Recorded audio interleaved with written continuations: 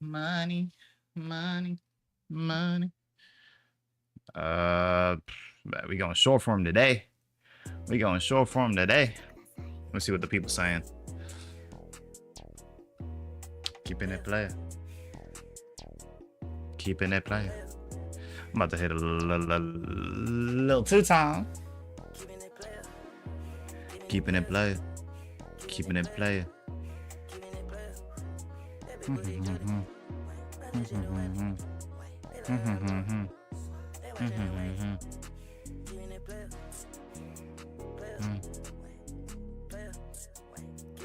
Player.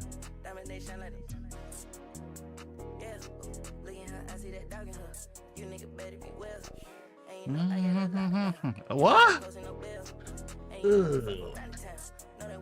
Hold on, let me pull my stuff up. Keeping it player. People saying Optic 3-0. Optic 3-0 is definitely possible. 3-0 or 3-1, definitely. She don't even care. Ooh, that's crazy. Yeah, this is the first match since Major 3. I didn't even think about that. This is literally their first match.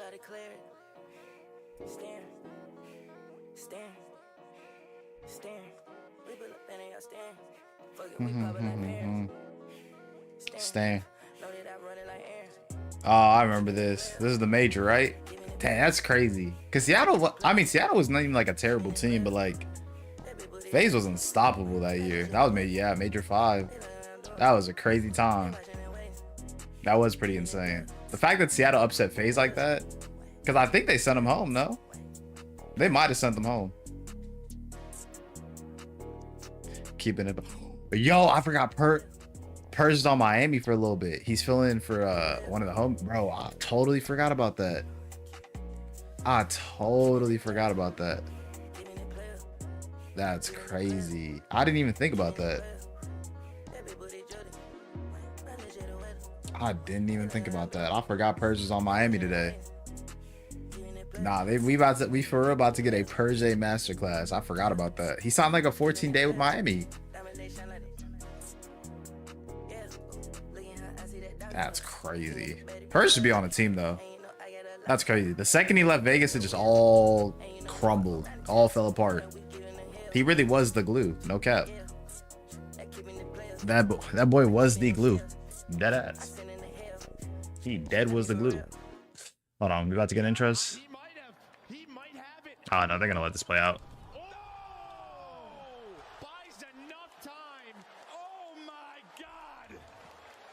Yeah, they're gonna let that play out.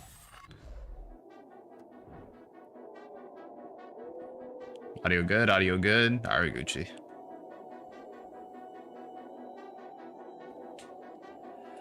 La masterclass.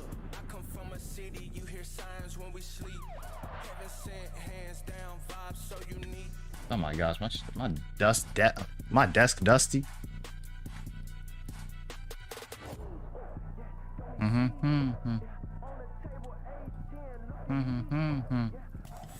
If Purge goes off on Optic, that'd be kind of insane. Yeah. Let's jump into this one though, Nameless, because we know the superstars on Optic Texas, but not everybody knows the greatness that is Purge. But we gotta start with the Purge. Yeah, they've been absolutely phenomenal. Purge back. Purge back. The team, they had a belief. Obviously, they make a huge roster change in the keeping it play. We're keeping it play. Keeping it play. Keeping it play. Oh, bad. We looking good. I'm looking good. Looking good. All right. It's been such a bright light for this roster, like in terms of mentally being able to bounce back and address the issues that they've had in game. He's been the perfect leader for these guys. So for Optic, it's about let me see. Nuances of your game and even getting your map pool even larger. There we go. What stats are we bragging about for Optic today? I mean, just talking about how good they are hardpoint, right? Best mode hardpoint. I didn't even know that. 20-4. Oh, since stage 3. I thought that meant like overall. That doesn't even seem like enough hard points. If we're going off 7-week online qualifiers, then that wouldn't be enough. Control. Yeah. is Control. Now a 6-7 record isn't that bad, but 1-5 in round 5. We're looking Damn. at a clutch factor like we saw Dashy throughout the entire Control sucks. We need another. We need a new third mode. S&D and Hardpoint is probably gonna be the two forever, but Control is Control. I don't know. Control, you can really get into a nice little rhythm, but I don't know, because people want CTF, but I don't even think CTF would be like a good. CTF wouldn't play good today, but CTF would be pretty fun. Like CTF would be fun for maybe pubs or like whatever, but and especially older games. But now you cannot play CTF. The way the game works, you cannot play CTF. It would actually get super toxic if people actually played CTF. Perje. Perje. A lot of times he makes huge impact plays, so this is That's facts. He has a 14-day contract. That's facts. And it's the right player to Oh, he's replacing Vickle. Also that type of guy. He fills in the gaps. Vickle, okay, Vickle's definitely not getting replaced, but if Perje plays good these next 2 weeks, then they'll be solid. He might get picked up if he has a good stage. What's the key though if they're gonna walk away with a dub over Optic tonight? I think the key right now for Miami Heretics is just to focus in on what they're good at, and that's Yeah, they're good at S&D. 11-4. Oh, okay, this is in stage 3. 11-4, 56 round percent win. Oh, 56 round percent win. So they have a 56% chance of winning the round. Dang, that's kind of nuts. 7 map win streak. Damn. Hey. Lucky and Metals are sitting at over 70%. Those two get in a fight. They're gonna get that first play. Active 4 map losing streak on Control. 2-9 record. Yo, get Control out of the map set. Get it out of the map set. So is it sub-base or is it Karachi against Optic Texas? It ain't sub-base.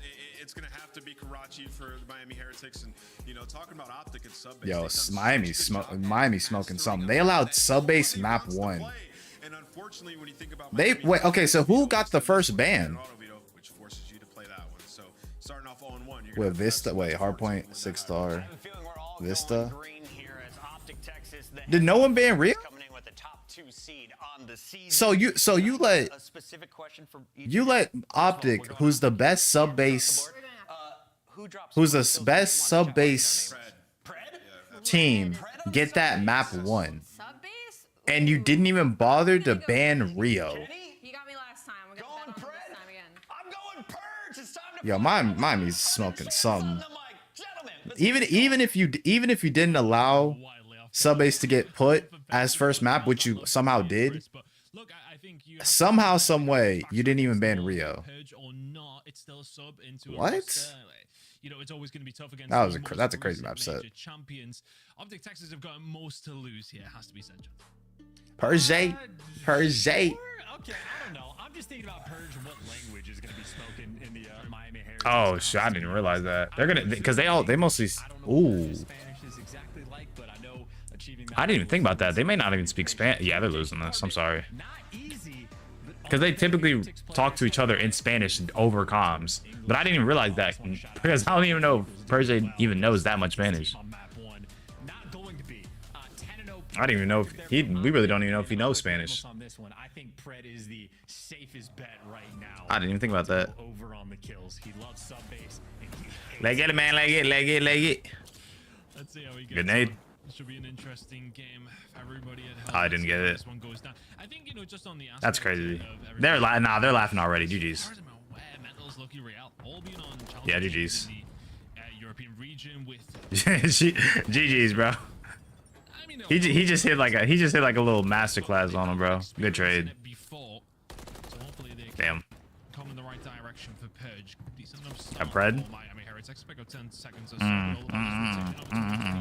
Good kills. Little Trey. Nobody's really getting that much time. Somebody's on ramp. Damn, he didn't hear or see him. Good trade though. Yeah, they're just gonna set up for P2 now. This all. Oh, good kill. Did they flip? They didn't. No, they didn't flip. They didn't flip yet. He heard the door. Purge, though, able to finesse. Maybe That's crazy. life down low, but Dashy's already 5-1. instantaneous reactions on the call to make Good sure you nade. go and get those Wait, did that? trades, and Optic already has Ooh. so much pressure applying over towards P2. Wait, did 6 get a split? I think 6 legit got a split spawn. Yeah, they flipped. Aw, Pred's in a really good spot. Pred's in a really good spot. If he killed Lucky right there, he would have got a he would have put, who was it? Lucky? He would have been Lucky in a weird situation. 2 dead. They can get a good amount of this time. They just can't flip again. They can't flip again because now they flip Optic back. 2 dead. Where is Optic? Yeah, they're still spawning back P3. Damn. You'll take that if you're Miami though. Yeah, you'll take that if you're Miami. Because they're only going to be up what? Practically 20? And you already have set up. You're already at least set up for P3. This is a good setup though. They're trying to spawn them out like deep P4. Yeah. They're just trying to get mid-map control. They don't want them to spawn as close as they can. Oh, good pickup. Huge pickup. Pinch it. Pinch it. Pinch it. Nice. Damn. That's he. Oh wait, 4 and 5 on the. Oh damn. I would say Dashy and Purge were trying to fight for the new spawns. Good kill. Good kill. Good kill. Damn. Yeah, they're just trading. They're just trading enough points to go up 20. I just noticed literally the first 3 hills, each team just traded enough time to go at least up 20. Needs to be used efficiently. Really good play coming in from Lucky. Got the cross over towards mid, dips in, helps his teammates out over towards the hill. Okay. Oh, I didn't even get a cruise off that. Need the rest of your team to do something with this. Dropping it in now. Kenny will be taken down. And Miami Heretics. They're just waiting. Now on the push run from the flag. Real's gonna be the first one to find contact pitch. Trying to find the shot in, can't quite get it, but Heretics with an opportunity for the break. Yo, are we not switching cam? Yo, I'm just watching Death Cam off of Purge for like a cool 3 seconds. I'm like, go to the next player. Oh, this Optics all in the back. 3 dead. You might not get a good chunk of time if you're Miami, but at least you keep Optic off of a good chunk of it. Kenny's kind of struggling a little bit. Going towards new, but I know you have Optic Texas. It's like an onslaught on this map. Nobody's really going off. Lucky had that little spree, but no one's really having like a super good game. Oh, they're all spawning warehouse. They gotta look for number 6. Damn. They need to get medals. They need to get medals. He's at P1 right now. If they can get medals, then that opens up so much space for the map to be taken care of. But medals is staying alive because he could actually just pinch this. Damn. Is medals not dead yet? There we go. Damn. They needed to clear medals. He was just staying alive for the longest time. Good kill. See, now you're good. You're spawning them like deep back P3. Good kill. Good kill. Oh yeah.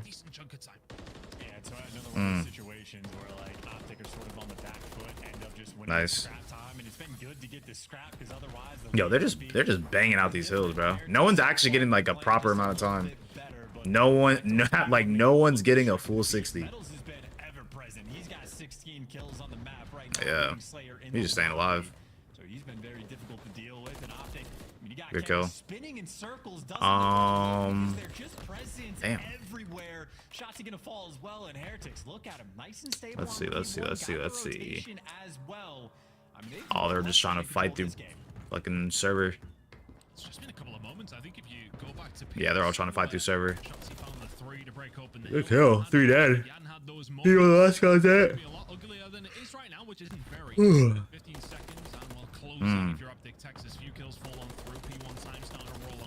Wow. Seconds or so to go. Big shots coming in That was from Dashi. that was a great wall Going bang. over towards P2. It will be Miami Heretics, the ones better position. Purge going to go for some scrap time. Not going to get anything but a couple of bullets.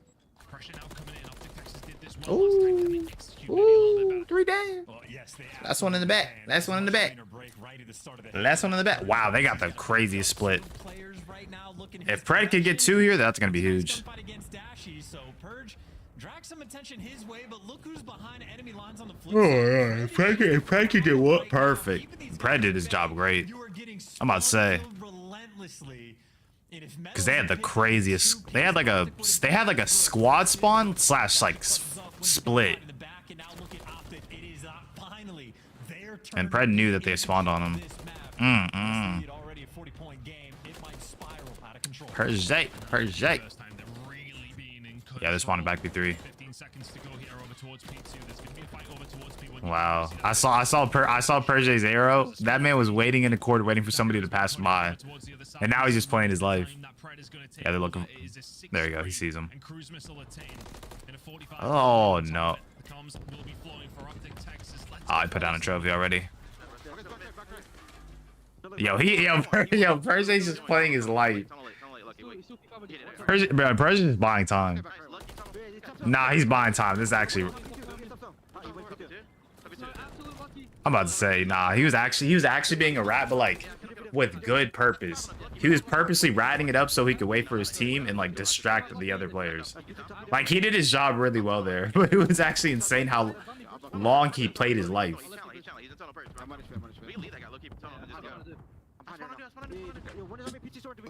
My phone. No, we good. We good.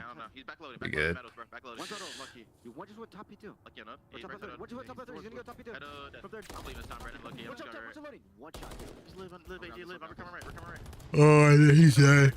He's there. That's three dead.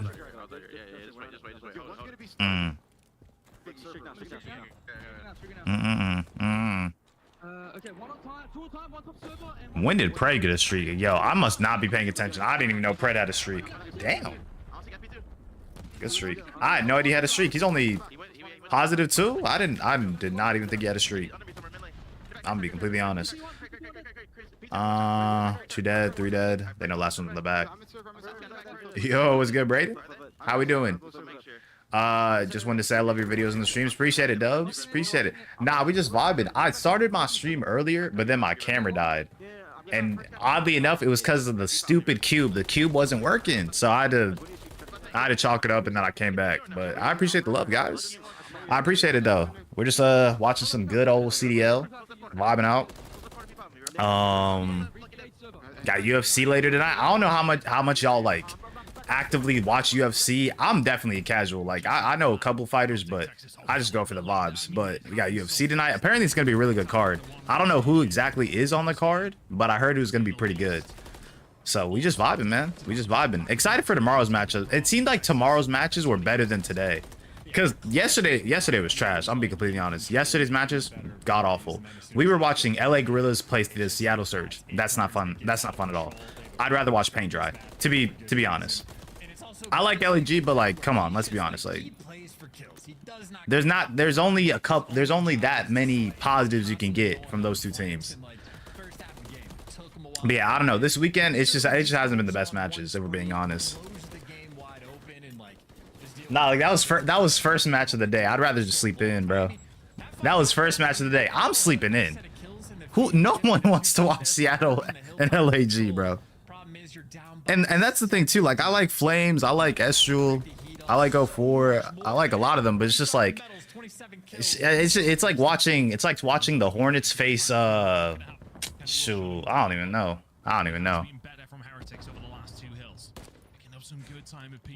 Sweaty men's. I don't know who somebody is. I slept in and heard it was bad. Nah, it was yesterday's match. Today's match was LAG, and they had a bunch of like server issues. I was just like, heck no. I was about to say, I don't know what clubs I don't know what clubs hey, if it even happened, I may have not even remembered. I don't know, but I ain't never stepping into that club. Oh, that's 3 dead. Is it Raps? It might be Raps. Pred got 31. Pred has always been a good sub-base player. Pred got sub-base on lock. I'd say Pred is definitely probably the #1 sub-base player on the game. Damn, he didn't see him. I'm fucking with you, bro. Nah, you Gucci. Do you have any advice on making a channel?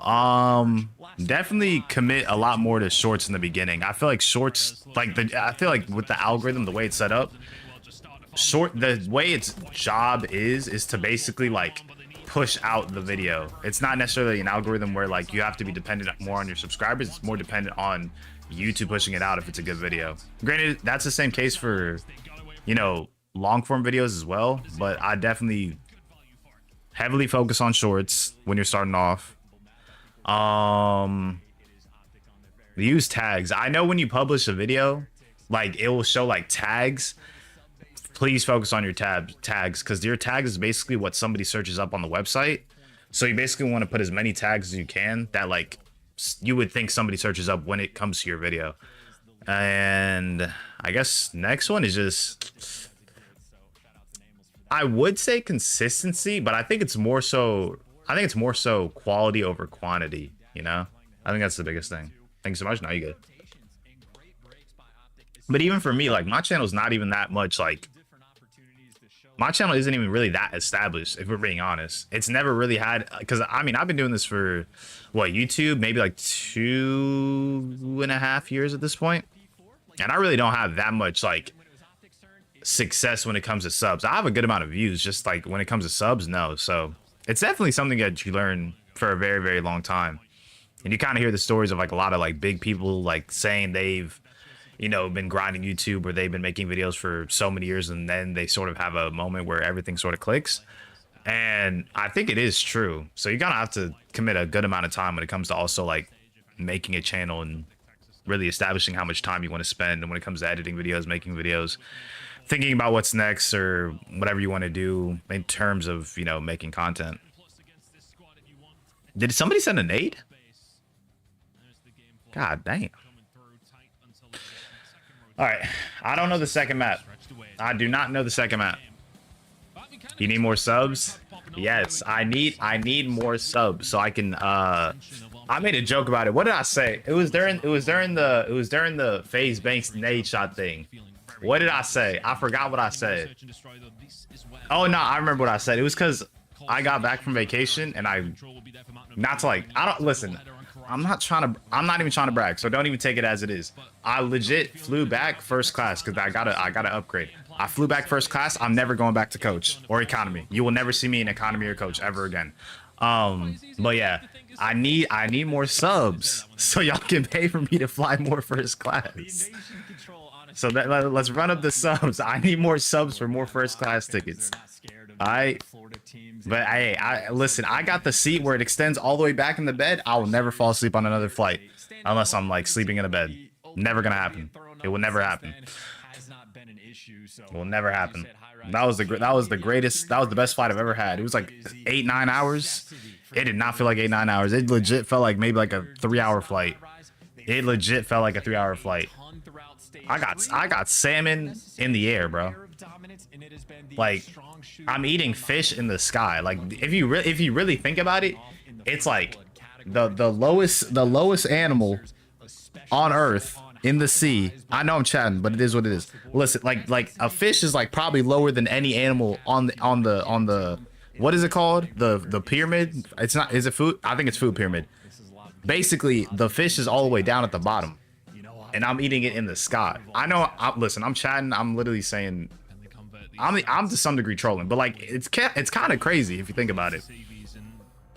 But nah, for sure. I definitely do think I gotta figure out more stuff when it comes to the channel though, and like how much content we're gonna be putting out. Because I do have some plans, especially more so on stream. I think videos definitely have to be a little bit reinformed in the sense of like. To be honest, it is how you said it. Yeah. There's a lot of stuff I want to plan for specifically videos, because I think a lot of people when it comes to content still really like streams, but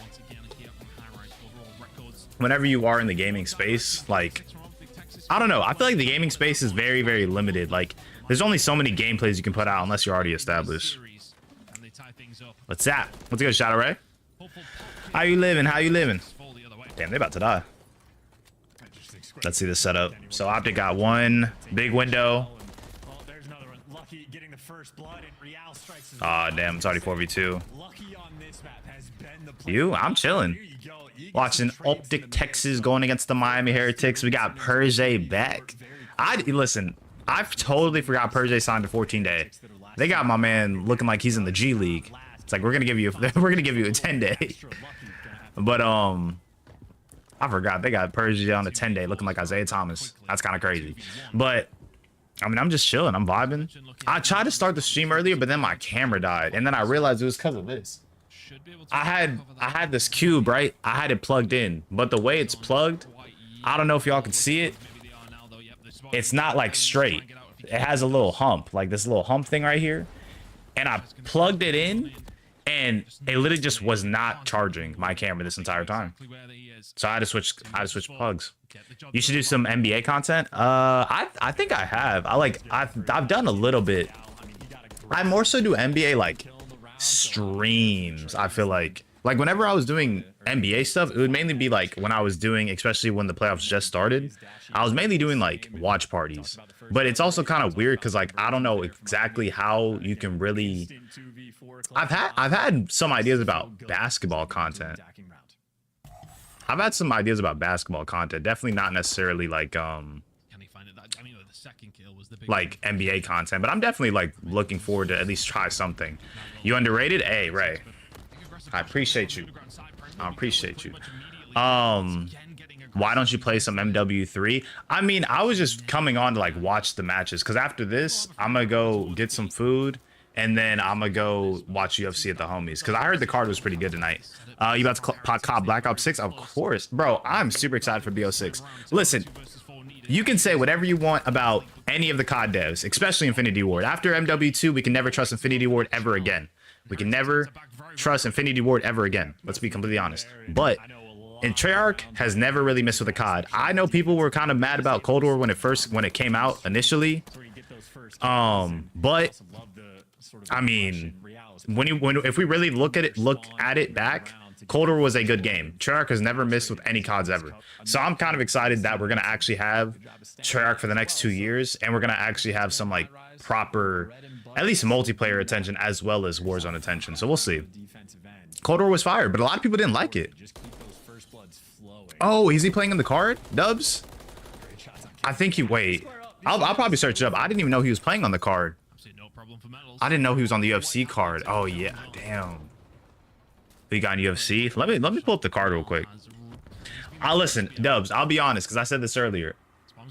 I've watched a good amount of UFC, but I'm definitely more of a vibes person. I'm a vibes person. I'm a casual. I'll be completely honest. I'm a casual. But let me see. It's 302, right? Oh, it's Poirier and yeah, it's Poirier. I forgot about that. I'm just gonna go based off not Fight Pass. I'm gonna go off literally. Let's go. Okay, so Makachev. Yeah, okay. Makachev and Poirier. I'll pick Makachev. He's the champion. Dustin Poirier. Dustin won his last fight, right? Because I think I watched it. I'm pretty sure Dustin won his last fight. I could be tweaking though. Oh yeah, he did. Because like you got to win your fight to like sort of go against the champion. I do watch regular games as well. Yeah, I'd say Makachev wins his fight. He remains and takes the belt. Sean Strickland versus Paulo. I don't know much about Paulo. I have watched Sean Strickland fight before. He was pretty good. I'll give it to Sean again. But I mean, I'll give it to Sean only because I've seen him fight. But Paulo could do something. Kevin Holland or Michael. I don't even know how to say the last name. Kevin Holland's pretty good. Kevin Holland's pretty good. And he has pretty good odds. I'll give it to Kevin. Let's see. Nico Price and Alex Marino. I'm not even gonna go over that because I don't even know who those are. Randy Brown and Dos Santos. Again, I don't know the last two people on the main card. I don't know the first two fights on the main card, so I really can't I really can't like go off that. Casa hella big, yeah. He's pretty big. Wait, let me see. Does he have like a physical stats? Like how tall is he? Because I already know when I head into the homie's house, somebody's gonna be betting some. So I gotta see this. Oh, I see this. No, I found him. 204, 73 inches. What is that? What is 73 inches? What is 73 inches? 6 foot. Wait, so he's 6 foot? 204? Yeah, I can see that. I can see that. Oh yeah, he does look big. Look at this. He looks like he's made out of muscle, bro. Nah, I'd probably still give it to other homeboy, but I mean, listen, again, I'm a casual when it comes to UFC. I've seen people fight. Like, I remember who I watched fight. Like, I know how people like operate, but I'm definitely casual. Like, if somebody were gonna ask me, hey, I want to put a parlay down and I want to know who's gonna win UFC, I will sell your money. I will sell your money. It's not even funny. Like, I will sell your money so quick. Let's be completely honest. Yo, what's good, Fall? How we doing? How we doing? But yeah, I will sell your money. Do not trust me with any of your parlays, unless it's maybe COD and basketball. Do not trust me with your parlays. All right. Don't trust me with it. I gotta be honest though. He's a funny. Appreciate it. Nah, but like, I mean, it's just generally gonna happen. I don't know why, because the way I see it, especially when it comes to UFC is so like it's really a day-to-day sport.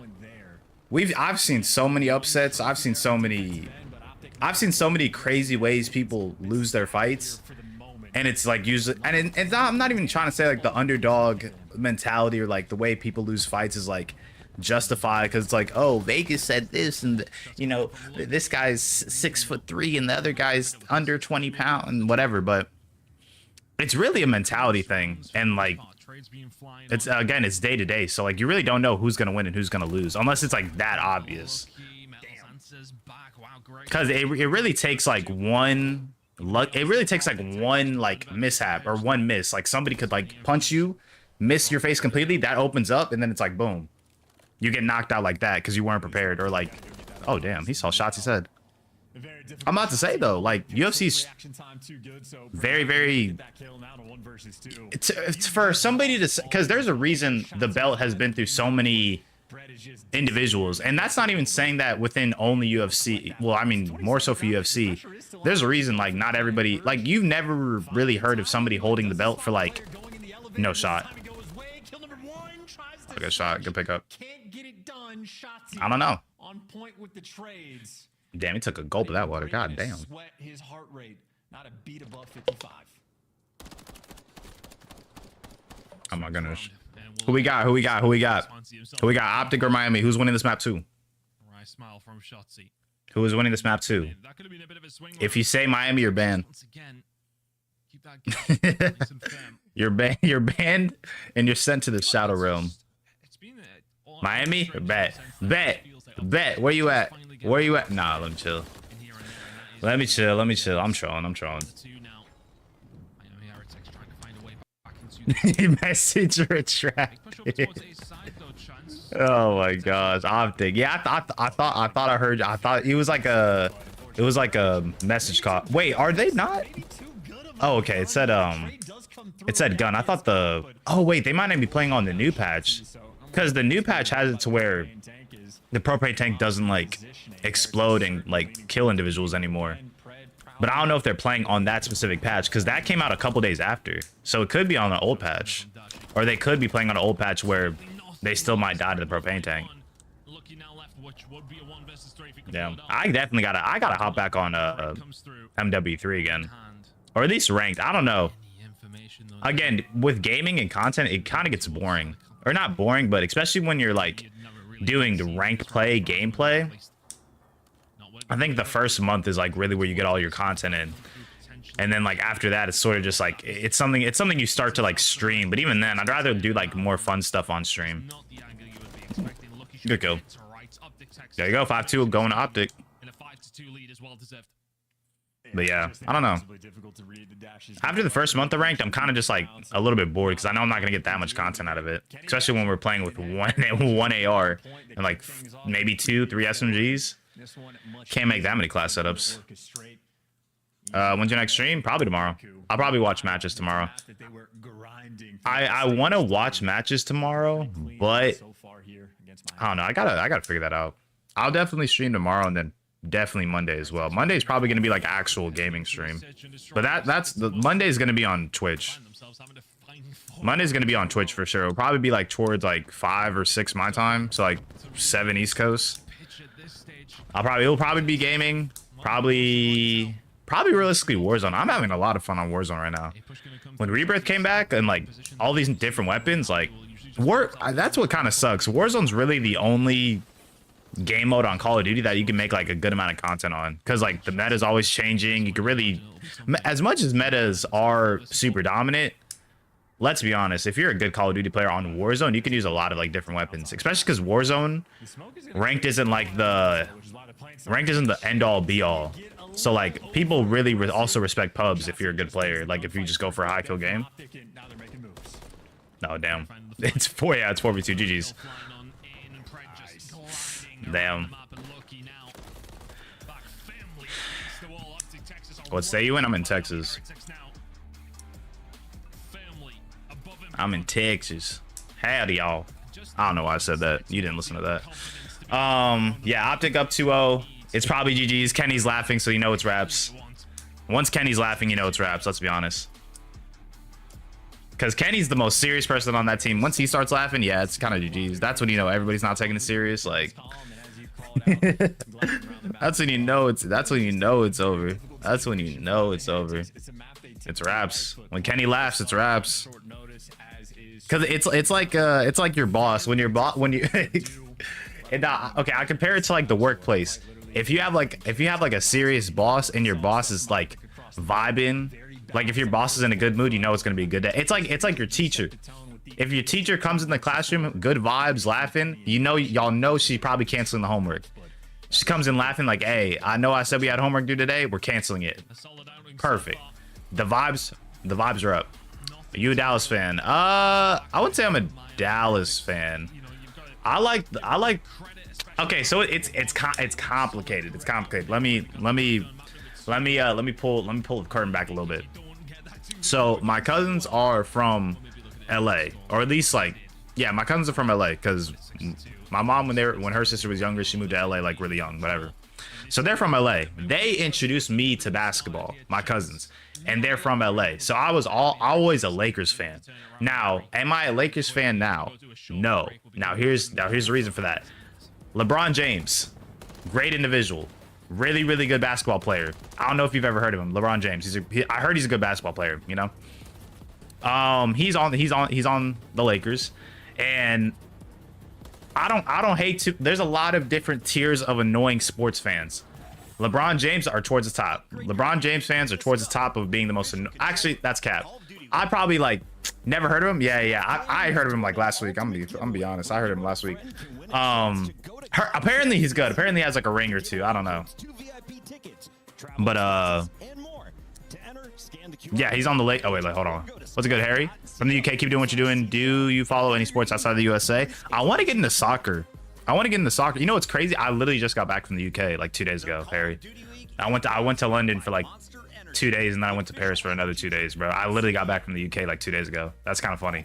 I want to get into soccer. I want to get into soccer. I follow golf, but I don't know how much of that is like outside of the US. What did you think of the UK? I love the UK. I love the UK. I love it. I love it, bro. Like I dead. Like if I could like live there for a year, I would. If I could live there for multiple years, I would. I love the UK. I love London. London's definitely one of my favorite places I've ever visited. I love it. But now going back to the LeBron thing. Hella family there. That's tough. Nah, London, bro. I love it. I love the way y'all like do stuff out there. I mean, food could be a bit better, but it's not as bad as what people say, you know. It's definitely not. It's definitely not. Maybe, but it's weird too, because like, which I like. Let's say we're going based on. Okay, this is distracting me, bro. Shut up. Holy, my ears are getting spammed. Nah, but let's say you had to choose between like better flavor and more preservatives, or less flavor and like no preservatives. Like I like how's like I remember it's funny because I remember we were eating at the UK once, or we were eating at some restaurant. My sister picks up a bottle of ketchup, and she's like, and she's reading the ingredients list, and she's like kind of surprised that there's like no preservatives. I'm like, I'd much rather have it that way. I'd much rather have it that way, where I'm not like putting crazy stuff in my body, you know, stuff that could like really lead to like dangerous stuff in the future. But oh, you work in London? My bad, I didn't even read that. Dude, I love London. It's so fun. You know, it's crazy. London's popping right now, because I mean Halo's there, that's one, and then I heard y'all are doing the Sidemen thing, the charity match again. So like, bro, it's weird because whenever I left Texas to go to London and Paris, we had a bad week of storms, like a really, really bad week of storms. So we didn't have to deal with that. We were already out of town. But now it's like, okay, we left and we didn't have to deal with storms, which is good. But at the same time, Sidemen and Halo are out there right now, and I kind of wish I would have went this week, because it would have been popping. I went to Europe all in spring. All their stuff was smaller, less oil. Yeah, that's what I'm saying. Like, I'd much rather like sacrifice flavor if it means like eating like good quality food that isn't gonna make me sick or like puts like bad stuff in my body. Every day of the week there's something to do in London. It's weird and super healthy. Yeah, that's what I'm saying. Like, because I feel like I'm at a point in my life, because I'm pretty young. I'm like 22, but like being 22, I can definitely see how my body reacts to certain foods comparatively when I was like 16, 17. If it's like 16, 17, like, you feel me, you could eat whatever. I could eat McDonald's, go play basketball. Nowadays, maybe I'm probably towards the tail end of that. You guys do a lot of things, right? Though, yeah, we did a lot. It's weird because like half of the people that were on the trip, half of them already have been to London and Paris, so we didn't really have to sightsee that much. The other half, that was their first time, so they wanted to go see everything, do whatever. And then we kind of had to like split at certain points, because I'm like, bro, I want to go like shopping. Like, I just want to go buy stuff. You feel me? But the other half was like, oh, we want to go see like Big Ben and like London Bridge or other stuff like that. I also went, takes a long time to get over fast food for me. I'm 27. Yeah, I feel like when I hit 27, my body's going to be, my body's going to look like I ate a lot of fast food at 27. No, but it was weird. When I went to London, it was kind of crazy because we had one hectic day, because y'all were doing like because this past Monday was a holiday for y'all, and they were doing like this Ford marathon race, like on bikes, and it was all over the city, bro. That day was actually insane. It was actually insane because I was trying to get around, and literally the whole city was closed because y'all were on holiday, and y'all had that Ford like bike marathon or triathlon, whatever it was. And I kid you not, it was a hassle to get around the city on Monday. But that was probably like the most hectic day I had. Damn. There's a holiday in UK. Got drunk. Damn. Oh yeah, that was another thing too. I got some, because I like beer personally. I'm a beer guy, which is crazy because whenever I drank beer for the first time, I hated it, absolutely hated it. But then like you sort of get a taste for it, or at least if you like it, you'll get a taste for it. So I went out to a pub, and bro, that beer was good. That beer was good. Because a lot of my homies like beer, but like my family doesn't like beer. So I don't know. Beer in Europe or something else. That's what I'm saying. I kind of liked how it wasn't like I liked how it wasn't like traditional like Modelo in a bottle or like fucking Corona. Like I remember I went to a restaurant. I wanted a beer. They're like, "Do you want Corona?" I'm like, "Fuck no, I don't want no Corona." Like what? I can get Corona back in the States. You listen to rap? Yeah, I listen to rap. question was gonna be. Who listened to that new Ian? I be trolling all the time when it comes to Ian, bro. But listen, Ian's the GOAT.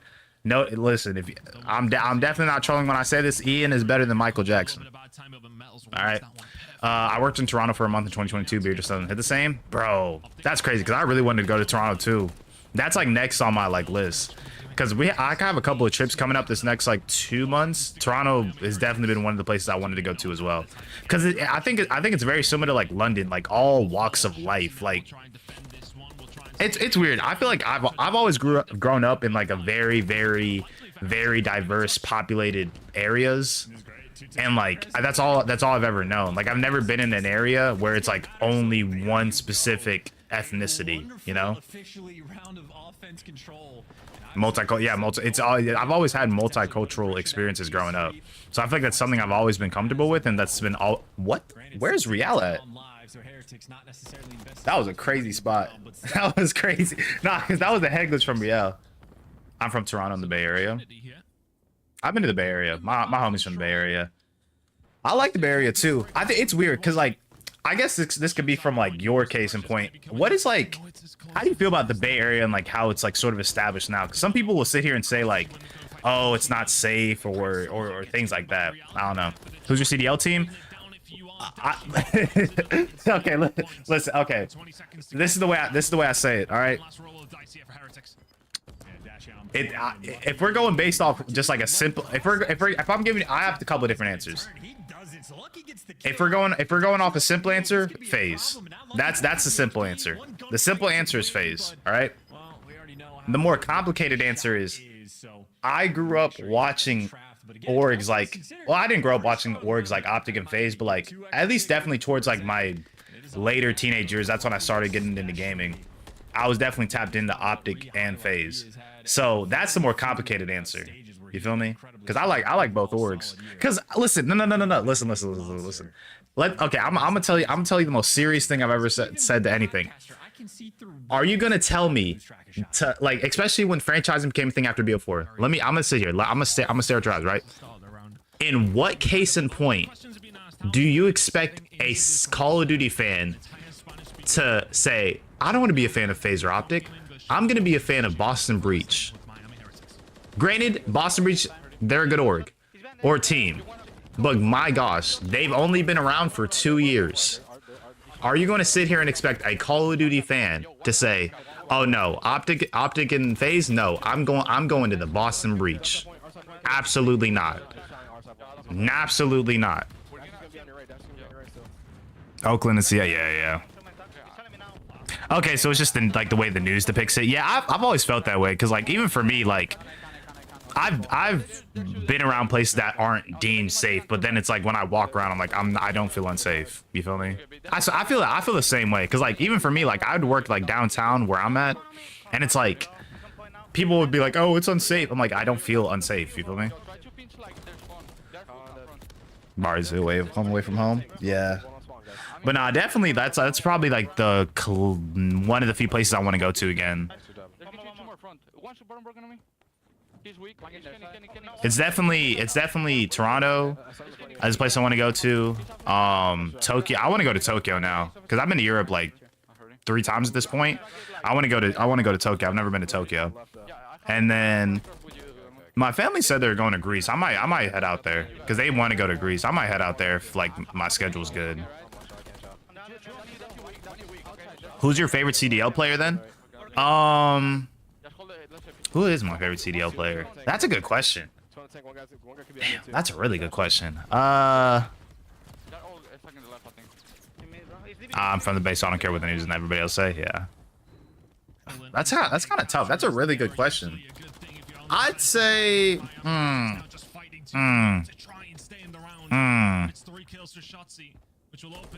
Oh, actually, no. I have a good answer. I have a good answer. Oh, like if you're not from the Bay, then I don't care what you have to. Okay, that makes sense. Been to Athens? That's nice. Yeah, honestly, like I want to head out to Greece. I actually have a good answer for favorite CDL player. It's kind of trolly. It's kind of trolly. But I got into COD competitive in BO4, and I liked Optic. Because let's be honest, FaZe wasn't that good in BO4. They missed Pro League, whatever. And I got introduced to competitive COD through Optic in BO4. TJ Halley and Dashi are the reason I am in COD competitive now. So as trolly as it is to say, I would give it to TJ Halley and or Dashi. But if somebody were to tell me if I had to pick between the two, I'd probably say TJ Halley. Which is trolly, I know, I get it. TJ Halley, people are gonna look at me weird, bro, TJ Halley, you dead serious? Bro, TJ Halley was nice in BO4, and he was nice in Cold War. Bro, TJ Halley, that is my Lord and Savior. No troll shit. That is my Lord and Savior. All right. If somebody talks bad about TJ Halley, I am his strongest soldier. I am TJ Halley's strongest soldier. All right. If anybody tries to disrespect TJ Halley, I will defend that man for my life. I will defend that man as if my life depended on it. All right. TJ S&D Demon. Nah, he gets his respect in S&D, but I swear people be cooking Fat Bob. They be like Fat Bob. I'm a Chelsea fan, but not going good right now. Oh, are you watching because isn't it the finals for something today? I forgot exactly what it was, but I know two teams are, bro, today's been crazy. We have Halo, CDL, soccer, CS is happening right now. CS is happening right now. IM or DreamHack Dallas, whatever. Bro, we have so much going on within the world of internet culture / esports. I guess soccer really isn't internet culture. I mean, to some degree it is, but bro, today we got a shit amount of stuff going on. UFC, bro, UFC 2. I more so mean stuff that's going on throughout the day. But yeah, UFC would count as well. Bro, today is a crazy event day. And then I mean, it's not happening today, but we have Sidemen. Wait, when is the Sidemen thing happening? Because I think the Sidemen thing might be happening today. I could be wrong, but bro, we have UCL. Okay, UCL. Yeah, UCL is happening right now. My homies are watching it in another Discord, but bro, we have a ton of stuff that's going on today. A ton of stuff.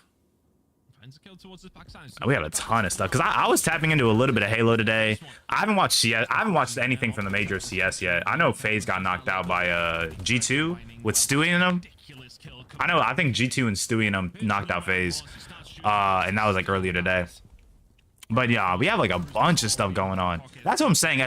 When you like so much stuff, it's really hard to track everything. Because that's I forgot who said it earlier, but when it comes to content, I'd love to do NBA content, but then now it comes also down to just figuring out how it can be implemented. But bro, there's a lot of stuff. Wow, Pred got a streak. GG's. Doing parlay right now. How you got Strickland and Islam winning? I say Islam. I say Islam's winning. Oh no. No, we're shooting bodies and we're teabagging, bro. Nah, this is dead trolling, bro. Madrid and Chelsea fan. My homies are Chelsea fans.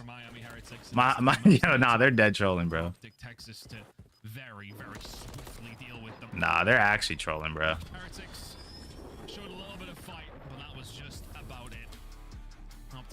I would love Poirier to win. Yeah, I like Poirier.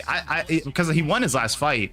I mean, that could work. Because if you really think about I don't know. I feel like a majority of people want Poirier to win, especially over here in America. But I'd probably say the champ keeps his belt. But it could go either way. Again, like I said earlier, UFC is such a day-to-day esport. It is a day-to-day esport. For level sports, ask about basketball. How do you have them winning then? Listen, because you asked me how they winning. I'm a casual. People be trying to fake what they know. Be like, oh, I got you. I'm really that guy. I got this connect. I am a casual. I'd say if it does end, I'm just gonna give a guess. Whatever. This is strictly off guessing. It ends in round 4. Let's say it ends in round 4. let alone a. I'd say the first two are gonna be a little snooze fest. They're just gonna be testing each other out, seeing how like they react, whatever. Round 3, something's gonna shake up. Round 4 it ends. So I'd say Islam keeps his belt. Round 4. First 2 rounds are a snooze fest. Third round, somebody gets a little angsty. Some stuff happens. In round 4, somebody ends it. Octane got swatted today. Oh, did he get swatted again? I thought it happened like 2-3 days ago. I thought it happened 2-3 days ago. I think I don't know. When it comes to the whole like swatting situation, it's like it's just people being weird and like people just sort of stalking and being like, you know, I don't know. It's just people genuinely want to see other people like get hurt or like they think it's funny, like, oh, yeah, I got him swatted. Like, it's crazy too because people like try to get somebody swatted and then like they'll be like, oh, and then they won't like claim it. Like it's messed up. And I'm not even saying that should be the case. Like you want to claim you swatting because you're basically admitting you're a criminal. Like, but I don't know. It's messed up because like, bro, like why can't you just like mind your own business? Like why are you solely like heavily based on like, oh, I want to send police to this guy's house so we can like potentially get hurt? Like you're weird, bro. You're weird. I'm sorry. Like that's not normal behavior. Damn, that was a 2-piece. Yeah, for Optic Texas in this series, once again, like they're trying out their high-rise search and destroy. Dude.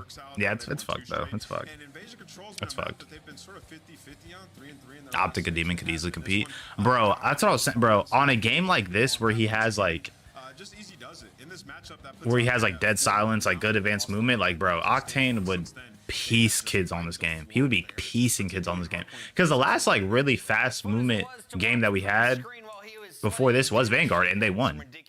Because if Octane stays, bro, like especially when it comes to like actually having that information, like Octane was already a good player like his whole career. But the matter of the fact is, like, he's been playing these last couple years on games that have like absolutely brain dead mechanics. Like we didn't have dead silence as a perk. We didn't have red dot. Like we didn't have red dots for the longest time, bro. Like what are we doing, bro? The heck? Have you played X Defiant? Yes, I have played X Defiant. I'm not gonna lie, I'm kind of in the minority when it comes to X Defiant. I think X Defiant was a product of the COD community being sick of the games that we've been having. But after MW2, when they should have dropped it, they didn't drop. They decided to take a full year. They took a full year. Now MW3 is actively decent.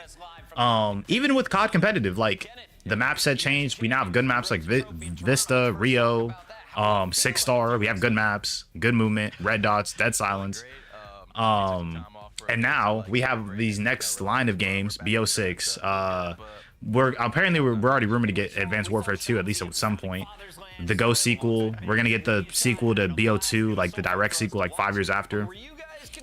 X Defiant was a product of the COD community being disrespected and not having a good game for a very, very long time. That was with Warzone and multiplayer. X Defiant decided to say, hey, we're not gonna drop. They wait a full year. Now COD is kind of in this like it's a good section. I feel like super sticky SBMM is the only thing holding COD back. Yeah. But I will say it though, like X Defiant isn't like a terrible game. It's just like I think, and that's why I say I'm in the minority, because I think the gunplay is good. I like the gunplay on the game. The gunplay on the game is actually really fun. But I think for me, the maps are good too. I don't know. For me, the main thing is the movement and maybe hit reg. The movement to me is a little clunky. Like I get it might just have to be me having to learn how the movement works. But comparatively to like, and it might just be like just a COD like stance anyways, just because like we've been so used to like the slide canceling within like MW19 and then obviously this game and you know things like that, Vanguard even. But it's weird because I don't know like I really am not like the biggest fan of the movement. I feel like it's a bit clunky. And hit reg, like you said, hit reg in decent case. Yo, hit reg on that game, I kid you not, I get 3 bullets off on somebody first. I kid you not, like dying in instant. I'm like, bro, what? I'm like, yo, I hit you first, bro. I hit you first. There's no way, like, the game's capping. But COD has that issue too, especially on Warzone. But I think it will definitely get better. It will definitely get better. I'm just not a big fan of the movement personally. That is a personal issue. Like if I've ever figured out how the movement worked, I would actually like the game a lot more. But also like day one, bro, day one was like an issue for me because I played day one. And the biggest thing for me is because I play on keyboard and mouse. I don't play controller. I need to get back on controller. But I put it on, I tried to change from full screen window to full screen because on full screen windowed, every time I aim to the right, which is where my second monitor is going to take the mouse out of the game. So like then my character just stops and I'm suddenly tabbed out of the game. I tried to change it from full screen window to full screen. Every single time my game crashed. My game crashed every single time, bro. I kid you not. So like, so I kind of had a weird taste in my mouth because it was like, okay, I really don't like the movement. Hit reg's a little bit wonky, and now my game is crashing because I can't simply switch from full screen window to full screen. So I haven't played since, but I'm giving it like at least a couple days so I can like, not even a couple days, I mean a couple weeks, because again, I'm just not the biggest fan of it personally, but I do agree it is a good game. I'm a big fan of X Defiant, mainly because of non-SBMM. Yeah, for sure. Believe me, no SBMM is godlike, bro. Because whenever I be playing COD, I'm like, bro, I'm an MW3 and it's so sweaty. I'm not that good, bro. I kid you not. I kid you not. When I got back from London, all right, I had to warm up, bro. So like, obviously, I didn't play for like. Basically, I didn't play for 2 weeks. Essentially, I didn't play for 2 weeks. I didn't play before I left, and then I didn't play. Obviously, and I didn't play when I was on vacation, bro. I kid you not. First game on, I have a top 250 player on the other team, bro. I have not played for 2 weeks. Why am I going against top 250 players? That was how I wasn't ranked when we all, because I've always been skeptical about the whole everybody starts in bronze when ranked official comes out. We all start off in bronze, bro. I was fighting top 250 players in silver. What? Fuck. I might upset some people, but European lobbies are so sweaty. Nah, that's not even like, bro. Okay, because I think people sort of have to. I sort of have to. No. Okay, you know what's crazy? I kind of agree with you. What's your rank? I have not played ranked in like months. I think I played the first. I played the first season. Ranked came out, got to Diamond 2, and then I stopped playing. Because after the first month, bro, like I can't make that much content on it, and I feel like as somebody who is a content creator and has to put out content on a day-to-day basis, I can't spend so much time just like on the game when it's not really gonna result to like content that can help grow the channel. Let's go, Coda. Optic's looking like the best team. They are the best team as it is right now. I'm not gonna lie. They are slightly above FaZe and Toronto at this point in time. But nah, Harry, going back to your point, I think again when it comes to European lobbies, European players are sort of instinctively like, because I'm not gonna sit here and say I don't have casuals, but Europe, like even going back to games like CS or platformers that have been based in the FPS realm for a very, very long time, it's sort of a part of y'all's culture. In America, like a lot of people play like 2K, Madden. People play like there's a lot of casual COD players. I feel like for y'all in Europe, like FPSs are already so huge in Europe, like whether it's CS, whatever. I feel like it's sort of implemented within culture to a certain degree. So like y'all are not as like casual. There's gonna be a good amount of sweats on the game. Because realistically, it just comes down to ping. Because people be like, oh, I can't play on a EU service. Well, you're not saying it's about skill sets. It's because of ping. Like, it's because of ping. So I'd say, yeah, it's definitely a bit more of like, FPSs are a lot more within European culture, and like y'all would probably have less casual players. With America, because of and again, that's because America, there's so many people that are playing the game, and it comes from America also, but we're also having so many different influences within gaming. So there's a lot of like 2K players that are like, oh, let me hop on Warzone, but then they get smacked because like y'all don't play COD, you know. And then it's like obviously sometimes the other way around. So there's I feel like again FPSs aren't really implemented in gaming American culture like that. Not saying they haven't been, but I feel like for us it was maybe like arcade games or whatever. I was watching the polls check and he got hate for NA saying NA is better at COD, and FIFA defended him saying that NA is better and it's not even close. That's coming from an EU legend. Yeah, I don't know. I think it's just more so dependent on like where you're at in the world. But I think I'm more so comparing it more to CS a bit more. I think in my head, if you think about who has the better FPS players, like if we're just simply going off FPS players, it's Europe, and that's because of CS:GO. If we were going simply off if we were simply going off of FPSs, in my opinion, it would probably be EU. Probably. I would say the level we are at is harder, but upper level you combine the best from Warzone NA. It's bet. Oh yeah. I didn't even think about that. Yeah, I didn't even think about that too. I didn't even think about that. Because again, we have to also compare Warzone, because Warzone, in my opinion, is different from multiplayer. I didn't even think about that. I did not even think about that. Because does Europe really have the battle royale bug? Because I can see what they mean by that, by like NA Warzone is better than EU Warzone. Because again, I don't know if the battle royale bug bit the EU as much comparatively to the US. I didn't even think about that. Because I'm thinking from like a multiplayer's perspective. That could be true. You bring up a really good point. Yeah, that's a really good point. Because like, let's say Warzone came out and it just wasn't popping in the EU as much as comparatively to like whatever, you know? Because that's another case for like things like Valorant. Like Valorant, there's a lot of good players in obviously NA. Or I mean, it's weird because the way CS is sort of solidified is like the Americas, which is like North and South, and then like Europe, and then like China. So it's weird. I find the multiplayer experience more difficult in the EU versus the US. But I also think that's because if you really think about it, with like even the COD World League, like if you really think about the pro players in Europe for Call of Duty, a lot of them diverge into multiplayer. Because like think about players like Vance, Insight, whoever.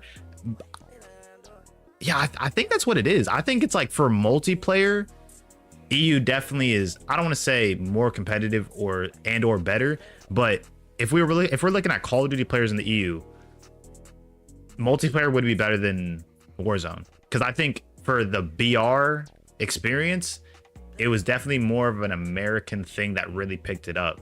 But when it comes to multiplayer, like obviously we had like the COD World League for a very, very long time. Like players like Vance that came from the EU and then came to, you know, Splice and like BO3, or even like Team War now with like Beans, Hixie, like really whoever, you know? Is it better to show your face in videos or not? Show your face, yeah, show your face. Because then they establish a connection with you, especially as like a content creator. You got to sort of establish that trust and connection.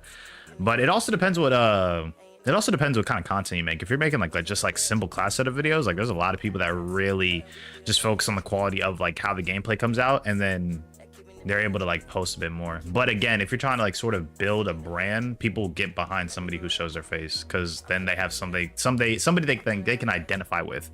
You feel me? What do you mean this? Wait, what do you mean this? What do you mean by this scene? I could be tweaking. I don't know. Listen, stuff be going in and out, so I could be tweaking. Do you mean like do you mean like pro scene? Like actually going pro? Oh, content. I'm tweaking. COD. Okay, so I guess the way it sort of happened was, what was it? It was 2021. It was like 3 years ago. Yeah, it was 3 years ago. I instinctively wanted, I didn't even want to specifically get into content. And it's not even saying I didn't want to either. I think the way it happened was I got into content because, okay, this is how it happened. Funny enough, 2K came out 2021 and it was bad. That's when Aiden had his whole like make 2K great again. And that's how I sort of got into the streaming world. Because like he would play like a little bit of COD, but then he'd play like GTA, and then he played like whatever. So I got into the streaming world because I was like, oh, like you could sort of just hang out with your homies on Discord and like watch videos together, and then like play away. I liked how like non-commitment it was, especially from like Aiden's point of view early on when he started streaming. It's like, oh, you can like hop on 2K, then you can go straight into reacting to a video with your homies. Then now you can like play a Call of Duty 2v2 wager, and then now you can like talk to your chat. Like I liked how interactive it was, and like you could sort of hit like on a bunch of different aspects, right? So I do that, or I get into that, and then I'm like, okay, I start streaming for fun, just like whatever, just like putting out my gameplay.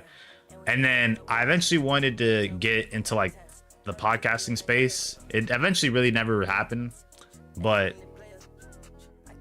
that's how it happened. Shifty's the best Warzone player. Shifty is really, really good. Isn't he playing with like Swag and Adrian now? I could be wrong. But yeah, that happened. And then I sort of was just like, okay, like obviously I wanted to take it a bit more serious. So I was like, all right, let's start making like YouTube videos, right? And then I eventually already got a PC because like I wanted to get like better performance on gaming. I bought a PC, and then it like sort of got to that point. Stick at it. Appreciate you hanging with me, but it's like lending much respect. Hey, appreciate the super, Harry. You're a legend for real. You're a legend. Catch you later. Nah, appreciate it. Appreciate it. Shifty is the best on the best team. Biffle, Shifty, and Soka. Oh, okay. So who did they replace? Nah, I appreciate that, Harry. Appreciate the 10 pounds. GG's. I forgot. Who was it? Okay, so they replaced somebody on the team because Soka wasn't on the team initially. Sage. Okay, so isn't it Sage playing with Swag now? Because I know Swag is playing with Adrian, but I think Sage was on that team and then he went with Swag, right? I could be tweaking. We're going Carolina. We're going Carolina, bro. Like if we get that best version of Carolina Ravens, this can go 5. I think if we get the best version of New York Subliners, this ends in 3. So I'm gonna go with New York Subliners in this series. Dante has been struggling on the small maps. He crushes on Invasion. Invasion is there in games 3 and 5. I'm going Subliners today. And the fans? Yeah, okay, Swag and Sage. Yeah, he's playing Asian. I'm not gonna lie. Those are like the only like couple teams I know. I do not track the Warzone scene at all. I'll be completely honest. I do not track the Warzone scene at all. I barely really track the Warzone as a game mode when it came. God damn. Bueno. That was dumb. I know. I tried my best. I said squads. But yeah, I don't know. Like mud, man. Yeah. But I'm ready to go. Listen, Thank you for answering my question. Hang with me. I'll turn bros notifications on. Try to watch the next live stream. Hopefully you remember me. Oh yeah, for sure. Nah, you good, Dubs. You good. You good. You good. You're good, man. Listen, I'm gonna be streaming tomorrow, so hopefully I'll see you in here. I'll remember you. I will remember you. You good though. You have a good one. Warzone watching it is fun. Endgame is crazy. My thing with Warzone and the pro scene is like it's really slow. I feel like it's mad slow for some reason. Like, but I get it though, because it's like a battle royale. I don't know. I think I might like it because I had some, because I've watched a little bit of like Pro Apex, and it was cool. That's COD timing. That's straight COD timing. Let's go freak. Let's go freak. Oh, Sip's having a really good start. Sip's still alive? Yes, that was Skies' first kill. Yo, that was Skies' first kill. He was waiting for somebody to go bricks. He was waiting for somebody to go bricks. I feel like I might like it though.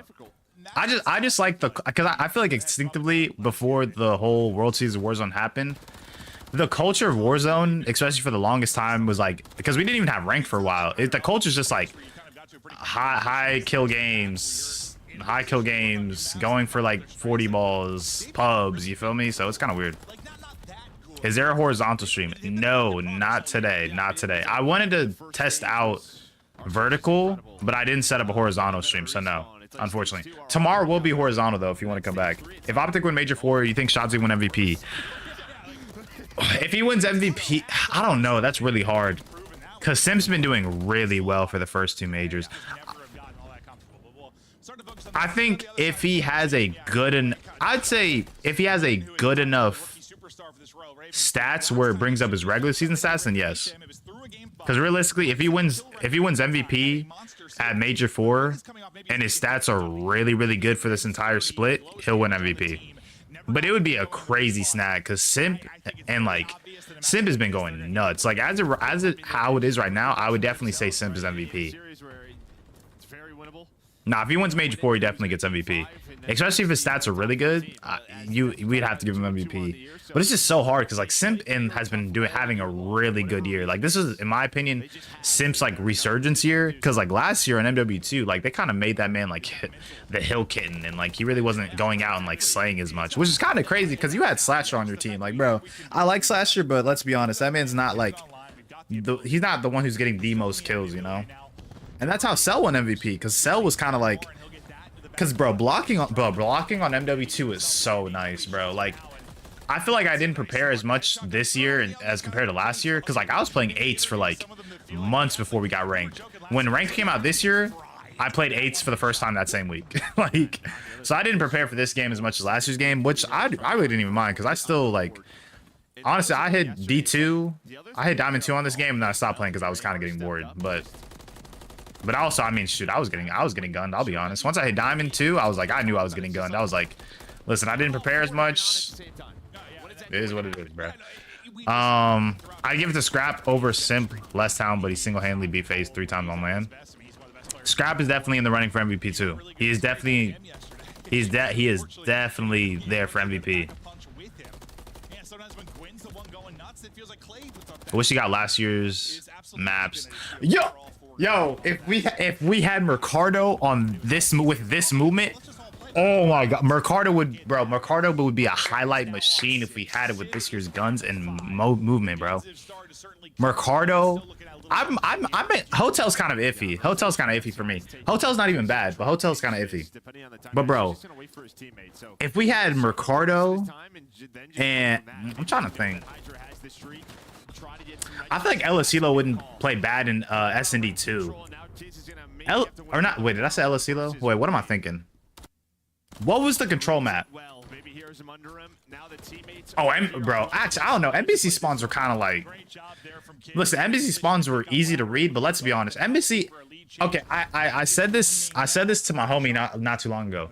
I feel like Subbase is like, and this might sound weird, is like this year's Embassy.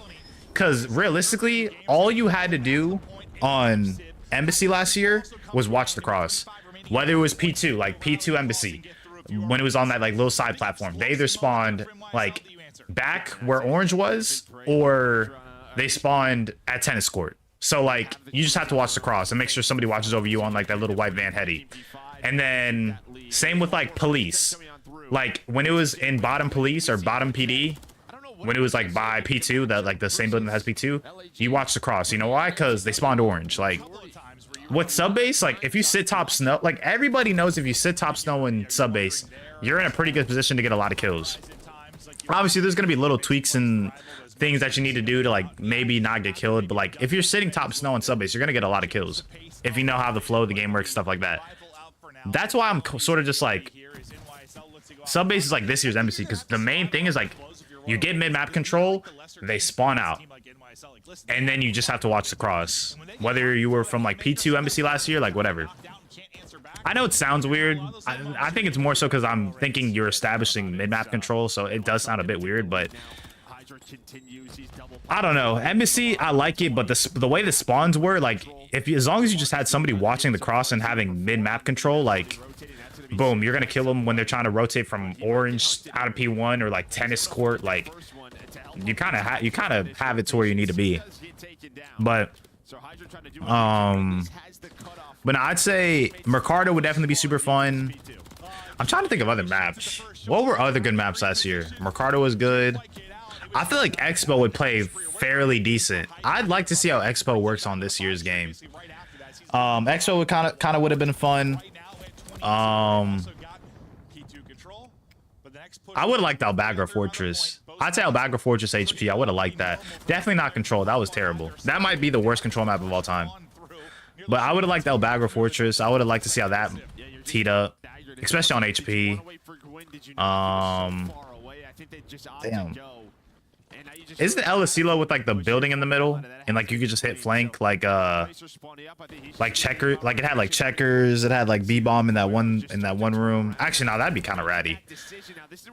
Damn, I'm trying to think, what were last year's maps? Let me see if I can pull this up. Now just gonna focus on him and any other kill they can get on the map. MW2 2022. Okay, so Elisilo, I wasn't wrong. I thought I was tweaking. So yeah, I'm right. Elisilo S&D probably would have been cool. It just depends, because like obviously we had snipers last year, so that kind of would have been like a weird instance. Let me see. Okay, I would have liked Albagra. I would have liked to see how that works. If they make listen, I'm gonna be honest. If Crown Raceway was a bit smaller, that would have been a really good ranked map. Because Crown Raceway was one of the few maps, especially because it came out in the beta, that a lot of people played for wages when it first came out. Because I remember playing like 2v2s on Crown before like really the maps that was complete. So if they made Crown Raceway a bit smaller, Crown Raceway would have been fire. Mercado would have been goated. Tark was trolly. That's a there's issue. Yeah, that's how it was, because they named it like F1 in the beginning. I'm like, bro, so we just don't care about copyright? Because they named it like F1 in the beginning of the year. Like, what are we doing? Hydro. I don't know how I feel about Hydro. Like instinctively, I don't know. Hydro's a weird issue because like it was HP, right? It was HP. We should have replaced that shit. I'm not gonna lie. Expo would have been cool. I'm trying to think what other. I think that's it. Yeah, that was all that was in the That was all that was in the game. Yeah, we didn't have that many. We didn't really have that many maps. I mean, we did, but like we had like what 1, 2, 3. Wait, 1, 2, 3, 4, 5, 6. We had 6, 7. We had 7. Like I don't know. I don't know. I feel like they definitely had some solid maps towards the end of the year. Like DRC, I don't know if you know DRC Zone 1. That was like an AW map in my opinion. Yeah, that was really it. Yeah, there really wasn't that many. Expo? Or are you talking about the new control map for this year? I think you're talking about control, no? I might be tweaking.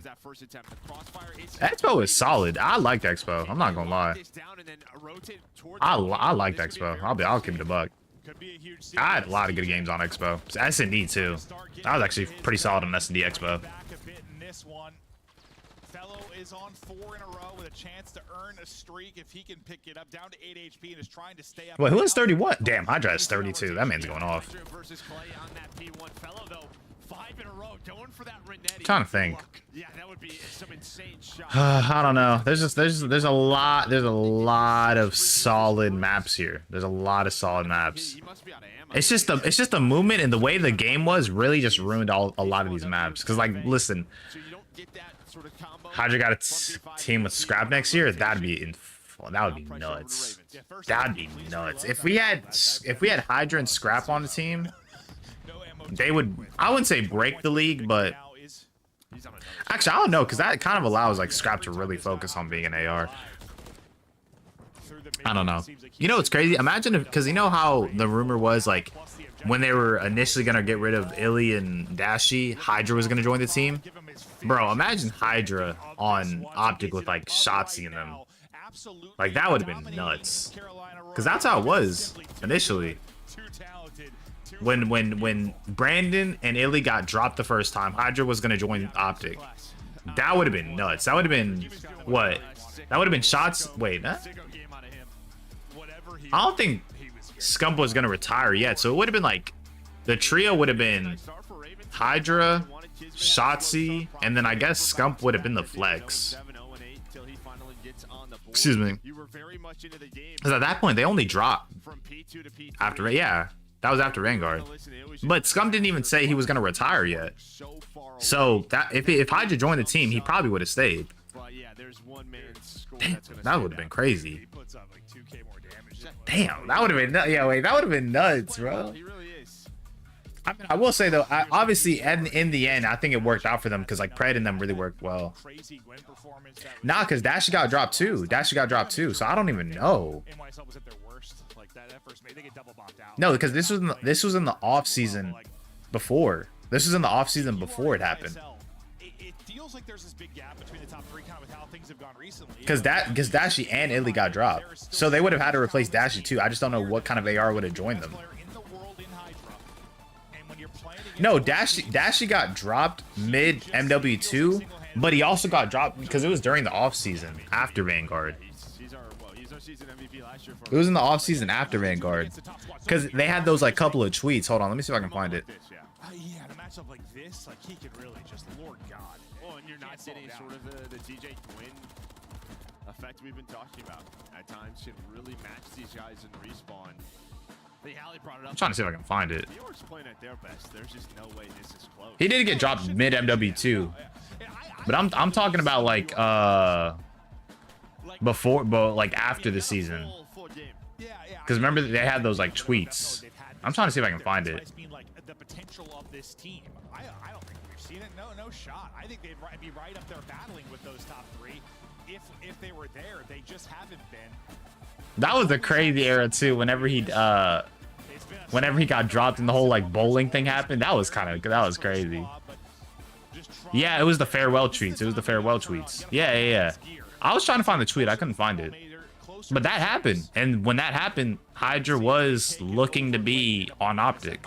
So the only two players that would have been safe at that point in time would have been Shotzi and Scump, and then Hydra would have joined. They made it seem like it was a prank. You know damn well that wasn't a prank. You know, this is what happened. This is what happened. If we're gonna be honest, this is what happened. This is what I think happened. So, probably like 2 or 3 of them linked up, like Ray and like probably like Ray and like let's say I don't know, Shotzi, because apparently Scump didn't know about it. I think this is what no.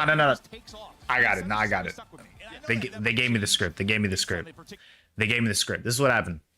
Ray, as a coach, was probably like, hey, I want to get rid of these two. He probably called Illy and Dashi, because there's even like the videos during the processes where you can just tell they weren't on the same page. At least those two comparatively with Ray. Ray was probably like, hey, I don't like Dashi or Illy. They're not like following my rules, whatever.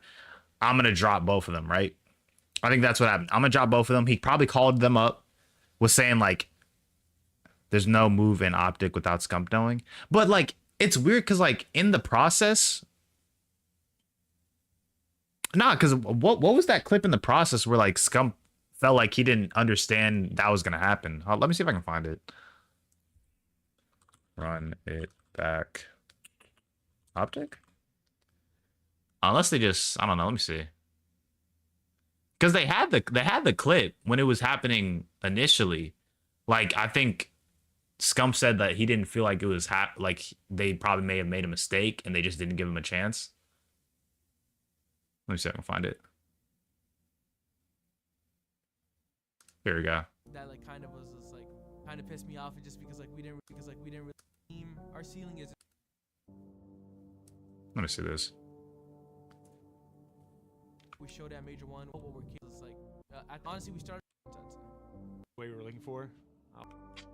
Yeah, this was the clip. Ended. Obviously not the way we were looking for. I lost a close game to Seattle. And then after that, basically everyone went their separate ways. To start the off season. Brandon went back home. Ender went back home. Seth went on vacation, and Ant came back here. Yeah, because Seth was on vacation. Are always handled as quick as possible once the season's over. As much as I would like we would all like time to be held off. We just had a lot of options at that point. We were just trying to figure out what was best for us. And, we had a lot of options. You know, obviously, so Shotzi knew. I'm gonna be honest. Shotzi knew from the jump. I'm gonna be completely honest. Saw the tweet. We ended up dropping Brandon and Ender. Boom. We ended up. So he said we. Shotzi knew about it. And right there, but like. What day was this posted? This was right after Champs. This was October 28th, 2022. I don't know if you can see it. I might have to zoom this in. This is October 28th, 2022. This was after Vanguard Champs. He said we dropped Ender and Brandon. I knew Shotzi knew from the jump. The thing is that it was just so fast. Like we were gonna do that, but it wasn't like we were gonna do that, but it wasn't finalized. Boom. This is what I think happened. Ray probably listen, we all know Ray has issues with Illy and Dashy. All right. There's even a process episode where after they lost Major 2, they were both arguing with Ray. I just knew that. Let's be honest. Ray, Illy, and Dashy did not click. Whether it was those two with the coach, whatever, they didn't click. I think what happened is that Ray probably was like, hey, Dashy, Illy, I kind of want y'all to move on. I don't think we could work together. He probably told Shotzi right after. Shotzi was just sort of like, oh, okay, like it's kind of out of my hands. Scum probably heard about it because, like he said, Scum was on vacation. He probably wasn't aware of it. And then Scum was just like, oh, hold on. Let's take it back. Let's figure this out. That makes sense. We weren't 100%. Ender had his thumb issues last year. There was a lot of kind of like internal issues with Brandon and how things were handled last year in terms of like attitude and just generally like how things happened around the game. It was boom. He has issues with two people. Issues with two people. Like small things that kind of led to a lot of discussions happening, which then led to the two players wanting to separate themselves, which led to me having to call Ender and Brandon individually, which were probably two of the worst phone calls I've had in, I mean, honestly, ever. Yeah, 5 hours after that, 5 hours, Seth came back and was like, I think we're making a mistake. We didn't really give ourselves a fair chance. Run it back one more year and see what we can do. That's how I genuinely think about it. Okay, so Scum probably could have been aware of it, but Scum probably came back and was like, all right, we might be making a mistake. Let's not finalize it yet. And hopefully this year, we can show our true then it was Seth. And what I know we could have done last year, I hope that we can show it this year. My mindset when But that was another thing too. I think also because apparently Shotzi was telling Scum or was wondering if he was going to come back. Because remember, I don't know if you saw it in the other video. Shotzi was going to join FaZe. Shotzi was going to join FaZe. That was initially how it was also going to happen. He was going to join FaZe because he didn't know if Seth was going to come back. Then once Seth heard that, he was like, oh, shoot, like, let's actually keep Shotzi because, like, his free agency decision is based on me. But I think what happened genuinely was that, like, Ray probably not maybe took over free agency, but he probably was definitely the one pushing for them to be gone. If not, it was kind of a mutual understanding that Dashy and Illy may have not wanted to play with Ray. And then it's sort of a mutual understanding that, like, we were going to leave regardless of what happened or not. He thought about it. Damn. Sky's thought about it for a second. Sip now trying to beam. We know he's got it. That's TJ Halley. That's my GOAT. That's my GOAT. Don't talk to me different. That's my GOAT. But yeah, I think that's generally what happened. Because I remember that those Hydra to Optic rumors was like it happened for legit a day. It happened for a day after those farewell tweets, and then they came back and they were like, let's just run it back. Clay got to hang it up after this year. I don't know. Clay still be shooting. I don't know. It's just I think if you're Clay, it's really just where your priorities are. Like if he feels like not in a position to, like, I don't know, let's say raise a family or do whatever, then, like, because we have a good line of games coming up. But it also really depends because he's not, like, playing terribly. He's yeah, that's an issue. He's been on really bad teams these last couple of years. He's never gonna win again. I think, I don't know. It's really hard just because, like, I think especially at this point when we're talking about the CDL and the COD League, like, it's limited to like 48 players, like 12 teams, 4 players each. It's limited to 48 players. Like, it's going to be super competitive. Like, especially when you're talking about teams that have been, like, dominating for years, like Optic, FaZe, whatever.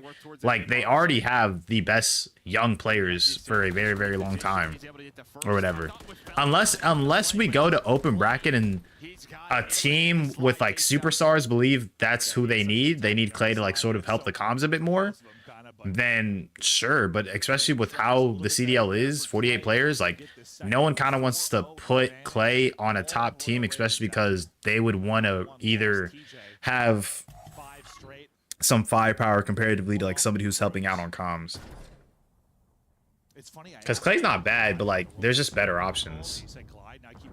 You know, I don't know why. that's really how it is. Unless a team actually feels like they have terrible comms or like no one as a leader, then like sure. But I mean, the top teams are gonna figure it out regardless. And then obviously because we have only 12 teams, it's already gonna be a bit harder, you know.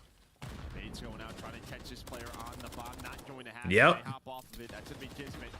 There is a trade though. Is CJ able to find one win with another? All in the Tiz trying to finesse. And he does. I mean, he's able to get out. It looks so bad for him for a second. Damn. The fact that he still I was gets out about to say because like I really wanted him to win that fight. We needed. This is a TJ Halley legacy match. He has bomb, and you were hunting kind of as a flock here for a second if you were Royal Raven. All right, my goat. That is my goat. Yes, Any TJ slander will be. Oh wait, I think Fellow got him. Can kids get away?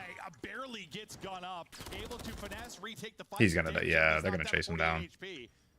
And they are hunting, just slipping away. Did they? Back to full health. Did they see him? Gets the reload off, gets full health. Good luck. No, they're good. Yeah, Can't GG's. survive another day. Just it felt like he Look was at just running for my his goat life. 7-2. My goat 7-2. My goat 7-2. He has so many things Oh, going okay, never mind. against him in that situation. He's hoping to get out bridge side, and then Gwyn is there. Finesses for How do y'all feel about Gwyn time. as a player? Gwyn is nasty, bro. I think Gwyn is because it's weird too because the whole rookie of the year race has sort of been on this pendulum back and forth because it was really only between Linz and then Gwyn. It was only between Linz and Gwyn. Rookie of the year, yeah. I feel like for the longest time it was really only between Linz and Gwyn. Then Linz started to taper off a bit. Then you had signings like 04 and then like whoever like 04 will probably win rookie of the year. One, because of his stats.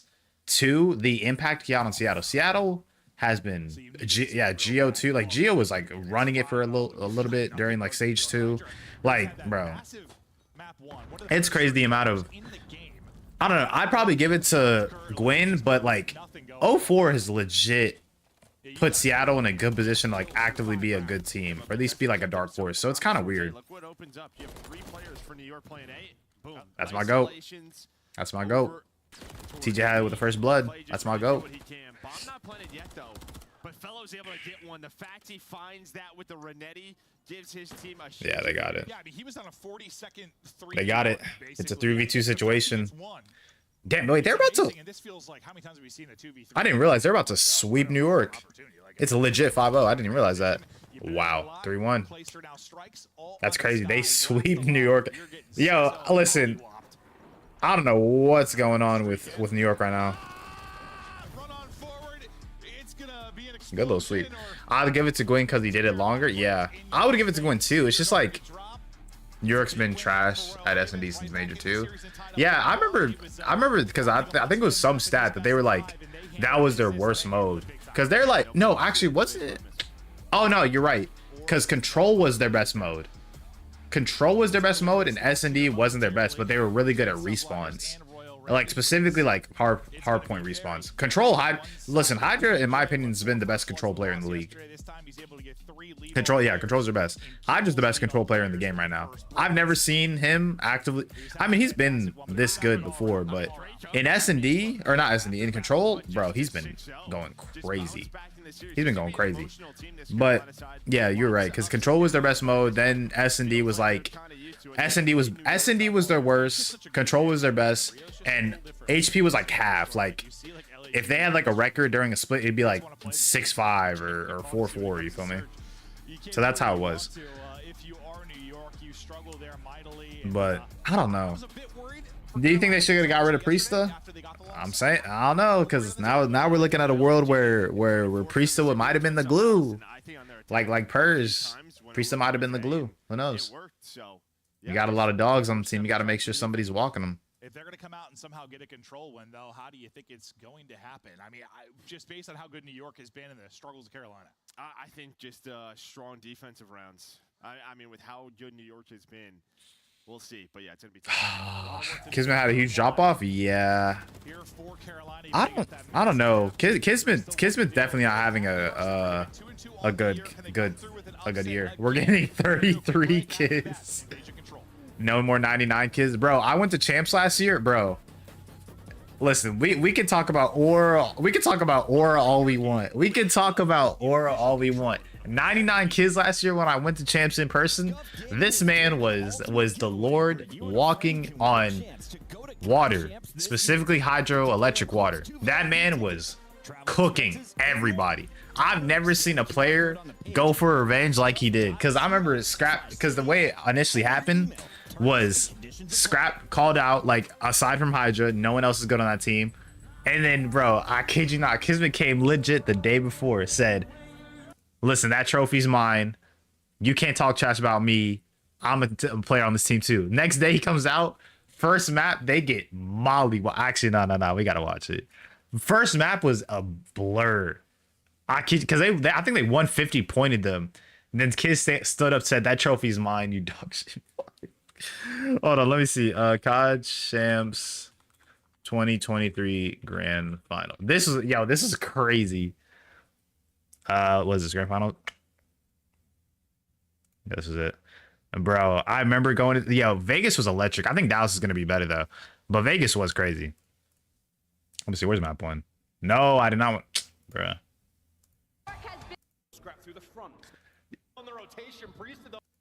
Like, look at this, 57-6.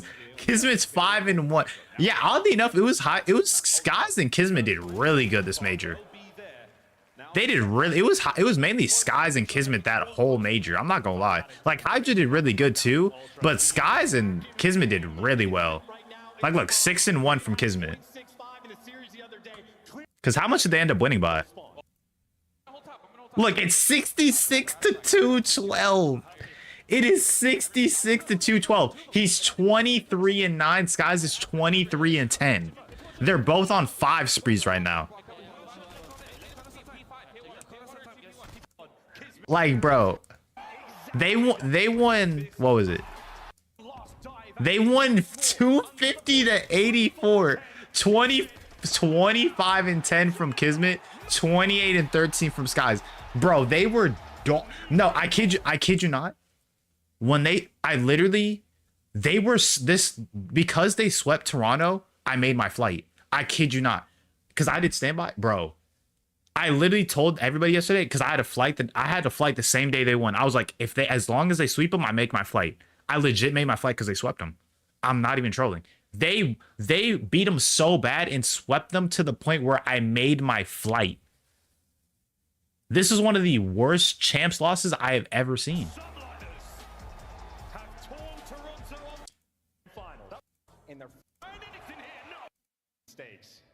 Let me see this. Like 5-1 S&D.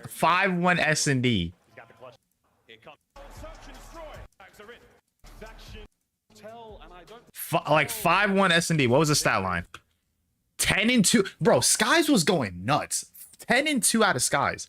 Like 20, what was it? 28-13 map 1, 10-2 map. I think at that point, everybody thought, at least in my opinion, I thought Skies was going to win MVP. Because he did 10-2 map 2 and 28-13 map 1. Kismet went 7-3. Wait, did I see myself? I sat around this area. Wait, where did I sit? I sat around this area. Yeah, no, don't worry. Rock, paper, scissors. We're gonna make sure we get. Let me see. I'm just trying to look at the stats, to be honest.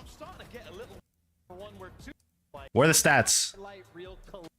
21-18, 21. Oh, okay, 28-17 out of Hydra. Bro, Hydra always lose grand finals in dramatic faction. No, that's facts though. Oh, so they did win one. Oh no, they didn't. Never mind. They came back. I legit saw that score, thought they won. 225-210. And they still won, bro. And this was S&D, yeah. How the fuck y'all get swept? Kismet 11-5, like, bro. That was a movie. That whole grand finals last year when I was there in person, that was a movie. Usually Carolina, when it jumps to control, they're just trying to play anything. That was so fun too. I kid you not, 99 kids was nuts. But Skies we low-key might need to make a 99 Skies card. Because those first 2 maps, he looked like Jesus Christ, bro. He looked like the Lord on fucking ice, bro. Yeah, 2 on A. They just get right over to A, and they're Wait, I might need to hit it 2 times. Hold on. Yeah, I definitely got to hit it 2 times. I'm waiting for this to load back in. to get freaky. You got 2 players here. The dance, no trophies yet, though, so Nate's gonna hit. Go clearly. Scrap to New York for Skies or Hydra to Ultra for Envoy. Starting to figure it out. Just how to find those openings on offense. I don't think Hydra really has. Oh, it's like who's going to each other's team. I'd say if they want to be smart, I'd probably. I don't know, because Kleenex and Inside are like really good role players. I think there's really 2 sides to it. One, for Toronto's case, Kleenex and Inside they're just really good role players. Like they just know how to play their roles perfectly, and like that's kind of the problem with New York right now. It's kind of like you have like all these shooters like Sib in them, and now it's kind of a little bit weird to dictate like who's the lead dog and who's really doing what they need to do on the map, because like who's really doing the dirty work. Kleenex and Insight will more than likely and gladly do the dirty work for whoever on that team if Hydra came to Toronto. But for New York's case, Kismet has a lot of potential. He has a lot of potential, and he is clearly a star. Even if he's having a bad year, he can easily have a bounce back year and be one of the best players next year. So one, you have more potential, or you have a higher potential for your role players on New York. Plus, Scrap moving to Dallas is pretty good. Like, especially if we're thinking about online qualifiers, that's good for if Scrap goes to New York, because now like everybody's in Dallas. You have at least fairly solid connection, stuff like that. You feel me? But I'd probably say Scrap to New York would be better, just because Kismet has more potential than Kleenex and Insight if he was to join.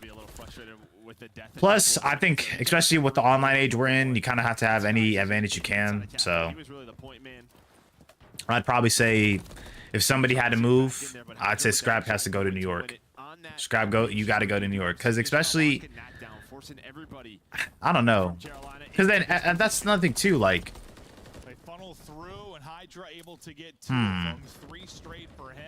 I don't know. That's really hard. I know I'm overcomplicating your question. My bad, but like, there's so many different factors that I'm thinking of that like sort of go into it. But damn, I don't know. That's really hard. Yeah, that's what I'm worried about. Yeah, with someone like Hydra who will find those openings, just time. I'd say if anything, we listen. This is what's got to happen. We go back to 5v5, right? Because 5v5 was amazing. 5v5 was incredible for COD competitive. I'm definitely not trolling when I say that either. We go back to 5v5, right? We get Scump back out of retirement, right? We remake the BO4 Optic squad. We get Karma out of the coach's chair. But then we get Ray to coach him. We do that. Let's do that. Fuck it. Let's go back to 5v5. Let's take Dead Silence out again. Let's do that. Fuck it. If anything, I'm not gonna lie, because I was thinking about it even now, we might need to take Dead Silence out again, but then just replace it with Ninja. I like Dead Silence, but I think it would be maybe a bit more beneficial for us to go to Dead for Ninja. What, trolling about Ninja? I like Dead Silence in the game, but I do think having another, because I think it is a bit more of a little like of a skill gap for you to like, even if it came to barely hearing footsteps, it gives you some awareness. About 5v5, I'm definitely trolling about 5v5. 100%, bro. We cannot go back to 5v5. Imagine trying to be like an island player and like block spawns, and then you see 4 running at you. Like, that's basically an entire team. Like, that's so much you gotta, because bro, like, even playing 6v6 pubs on this game, it's like, bro, 6v6 is atrocious when it comes to spawns, and now we have like splits we have to worry about, squad spawn, bro. That'd be fucking horrific. Imagine somebody gets a split spawn and it's a squad as well. Like, I turn around, there's like the Power Rangers are coming after me. Like, no, bro, we can't go back to 5v5. I like 4v4 because it's manageable. 4v4 is manageable. Like, once you get 3 dead, like, you're in a good position. Like, 5v5, it's like, bro, 5v5 is fucking trolly. You gotta hold a long time and play mistake-free COD, which can be so difficult to do. But You've got Clay pushed up bridge side, funneling everybody through on that B street. Gwyn. The setup you want right now if you're Guerrilla. Wow, he just got beamed off that shit. Well, first one doesn't go well. Yeah, again, I think Gwyn just have some unlucky timings in some of these plays. He was watching that, gives it up. My goat. That's my goat. Yep. TJ though back oh to yeah. Dom. Just watching those different crosses, able to help out Clay, and now they can kind of reposition. But you see what Oh my NYSL goodness. is doing. Have you tried X Defiant? You know, it's funny because people were talking about it earlier. We were talking about it earlier. My thing with X Defiant, I think it has potential, 100%. But I am in the minority for a couple of things. For one, I am not a fan of the movement, personally. Now, I probably need to play it more and sort of figure out how movement works. Because I will admit, I probably have just not put in enough time to see how movement works, but I am not the biggest fan of movement. It could be that I'm just used to Call of Duty movement and how like side canceling is initially, you feel me? So I definitely could be in the minority, and it could just be me being arrogant or ignorant, you know? But I'm not the biggest fan of the movement, so that's one. Two, hit reg. Hit reg on this game is not good. Hit reg on X Defiant needs work. 100%. It needs work. Damn, good Kobe. But yeah, X Defiant needs work when it comes to hit reg. I shoot at somebody, somehow they turn around and shoot me. I could have got shit on, sure, but I'm going to use the excuse of hit reg. But I will be honest, a lot of other people have said the hit reg is not the best. It's like Apex for base movement. Really? Yeah, you might be right. Oh yeah, you are right. Damn. I haven't played Apex in a minute, so that's why I had to think about it. But yeah, I don't know. I'm just not the biggest fan of the movement. And hit reg is also a little bit of an issue. Desync is also a bit of an issue. Like, because somebody said it earlier, desync is a bit of an issue when it comes to X Defiant, which is crazy because you had a full year. Like, you came out with the beta. Like, let's be honest. Also, another thing that happened to me it was like day one. I play on keyboard and mouse. I like it because it's simply refreshing. No, for sure. Like, it is refreshing. I don't need much. Yeah, I'm the same way when it comes to certain stuff. I think, and another thing too, this is an unpopular opinion for me. This personally to me is an unpopular opinion. Actually, no. I think for me, another thing that I may have not been the biggest fan of, and I think I'm thinking about it when it comes to a rank. I'm thinking about it from a rank perspective. The factions. Listen, I like the fact that we have powers, but clearly there's clearly one that is better than the other. I'm pretty sure we all know what it is. There's one that is clearly better than the other factions. That's one. Two, in a ranked perspective, like, what are we actually going to ban? Like, what will actually be banned in the ranked playlist? Because, bro, if I see somebody go invisible on me and then, like, just, like, listen, going invisible isn't even an issue, but, like, some of the factions are trolly. But, like, if we don't ban certain ults in the game and somebody breaks into the hard point with a big bubble shield around them, I'm getting off. I'm getting off the game. It will not happen. Because there are some factions on there with some crazy powers where I'm like, bro, you have a legit force field around you. Let's please tell me that is going to get banned. Tell me that is going to get banned.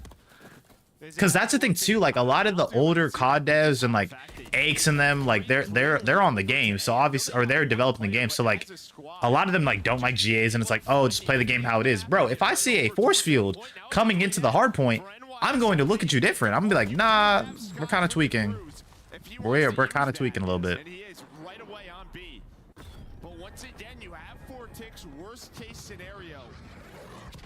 The pressure is still No, he didn't even get one. So that's where I'm at with X Defiant. I don't know. This cute. What's good, bro? What's good, Austin? Austin, you're trolly.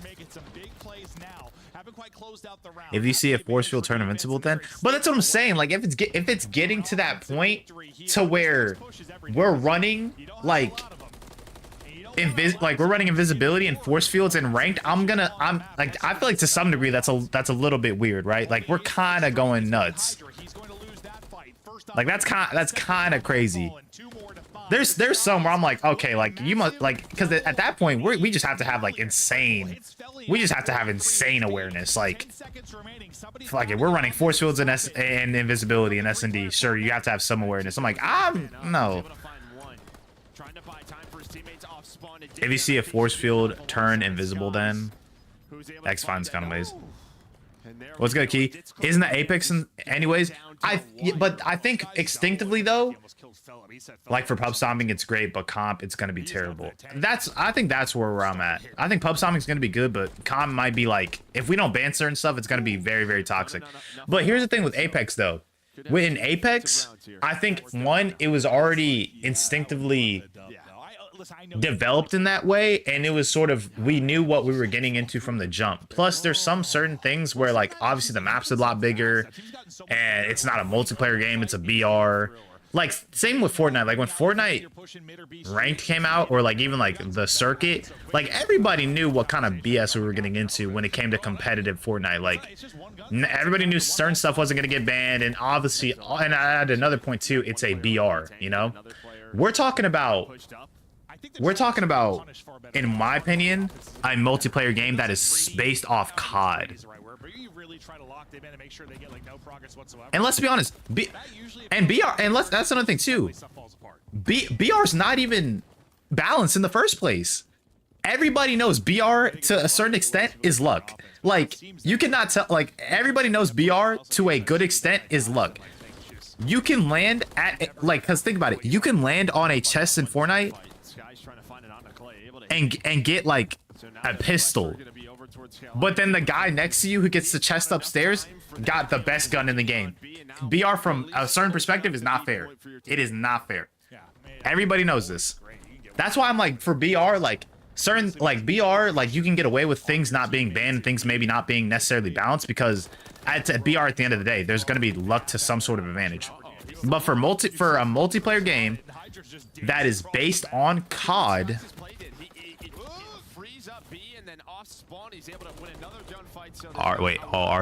what? Wait, I don't know what that means. I'm tweaking. I don't know what that means. Yo, somebody educate me, please, please, because I'm looking like an idiot right now. What does that mean? I'm being completely honest.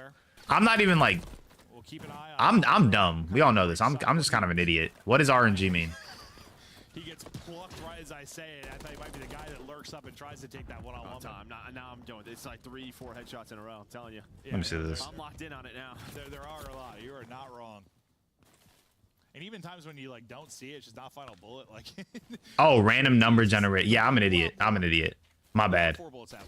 Yeah, but that's what I'm saying. Like BR, you can get away with not banning as much stuff because it's a BR. Like everybody knows BR is like random.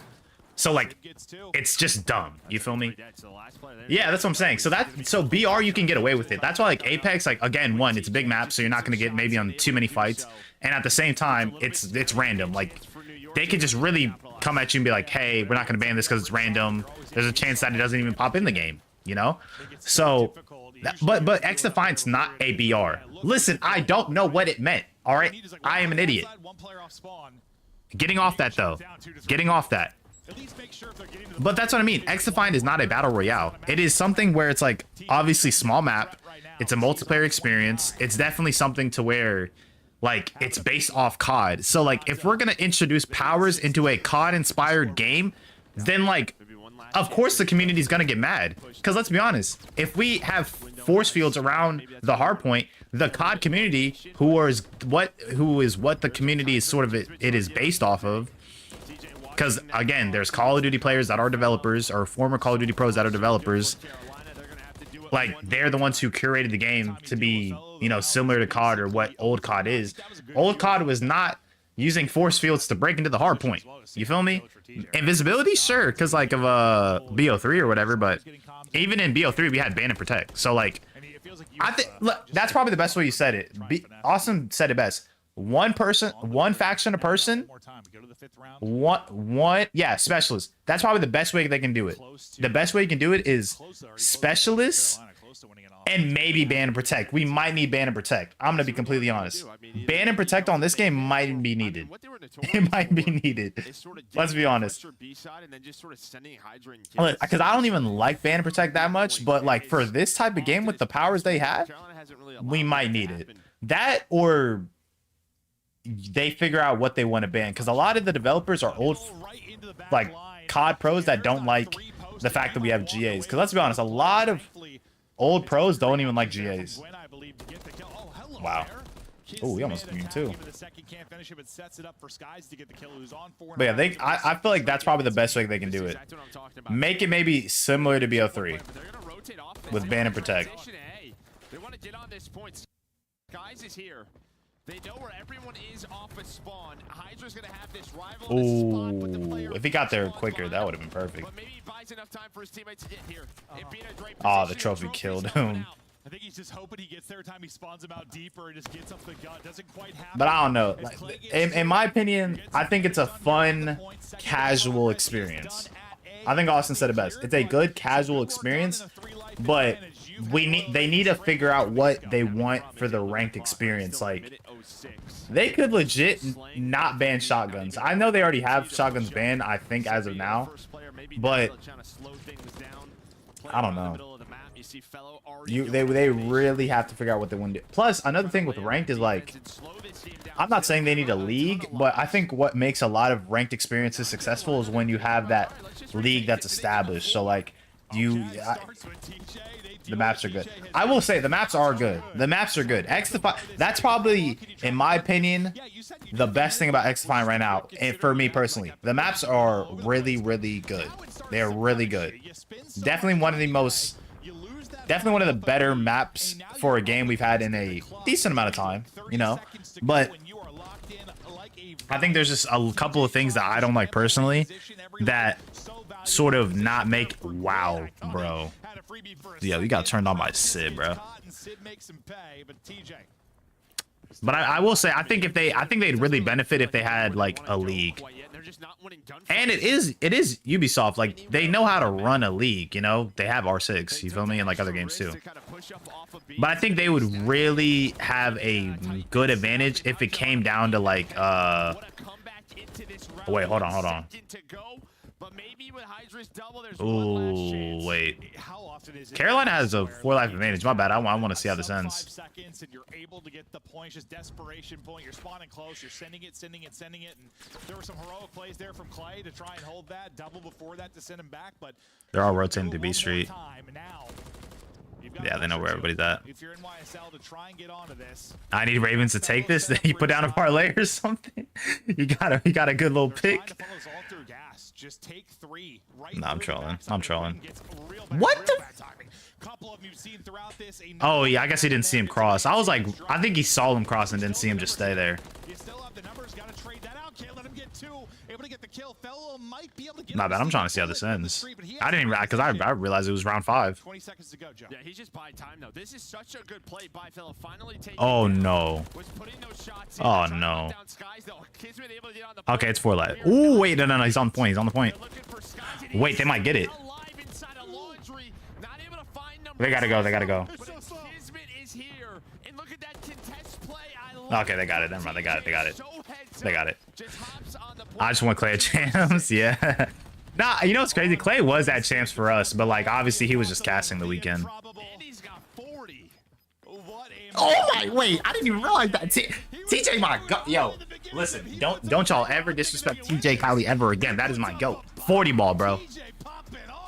TJ Howley is my goat. Do not disrespect DJ Howley ever again, bro. 40 ball for the goat. You cannot sit here and say he's just an S&D demon. He's just an S&D demon. He's never been the same since Optic. Bro, come on. I didn't even know he had 40. I was talking to y'all the whole time. I was not even tracking TJ. That is a masterclass from TJ Halley. 40 and 29. Get him on Optic next year. That's all I'm hearing. That's all I'm saying. Fred who? Fred who? Never heard of him. Never heard of him. Feeling like Teej. That's what I'm saying. Nah, but listen, okay. But yeah, I mean, I think they need a league though. If Xdefiant can establish a league, I feel like that will benefit huge to rank, because then like you kind of have pros that are giving their insights into it, like what needs to be banned, what needs to be like implemented. Like, I think that's probably the biggest thing they need to do. I realize it is 7 o'clock. Yo, let's never do 4 maps or 4 matches in one day ever again, and then have issues with PCs. Let's not do this ever again. Like, holy, we got 4 matches and then we had PC issues for LAG versus LA Thieves. Like, bruh, relax. What a difference from yesterday, where we had 3 attacking rounds. Wait, he had 16 in round 3. Yeah, that was for the weirdest invasion we've ever casted. It was a weird day. He had 20 in round 4. Wait, wow, he had a really good last round. Much better. And, you know, big props. It's 116 in London. Wait, were you here when we were talking about London earlier? There were a couple of openings for New York. Were you here when we were talking about London earlier? Bro, I literally just got back from London. I literally just got back from London. That's crazy. I don't even know if you were here, bro. Why is everybody I know, like, it's crazy. A lot of y'all that like be coming in here vibing and stream, like a lot of y'all are like outside of the country. I kind of like it though, because I like, you know, sort of having different cultures and sort of different perspectives like in here. You feel me? But bro, I was legit. I was literally in London. I was lurking. Damn, that's crazy.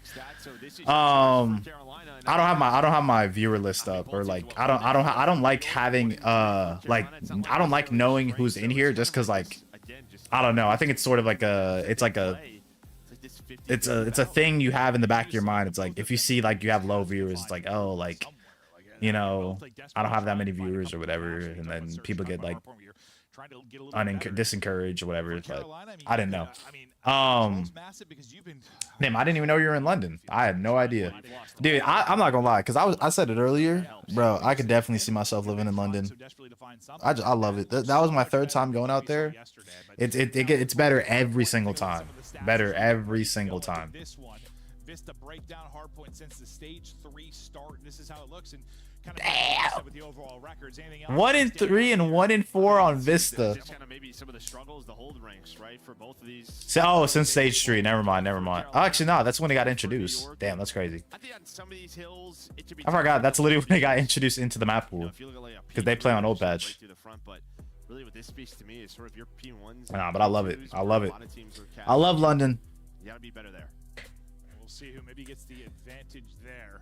Wait, so it's 1. Oh yeah, because I was thinking I was in the West Coast when I flew out there. I forgot about that.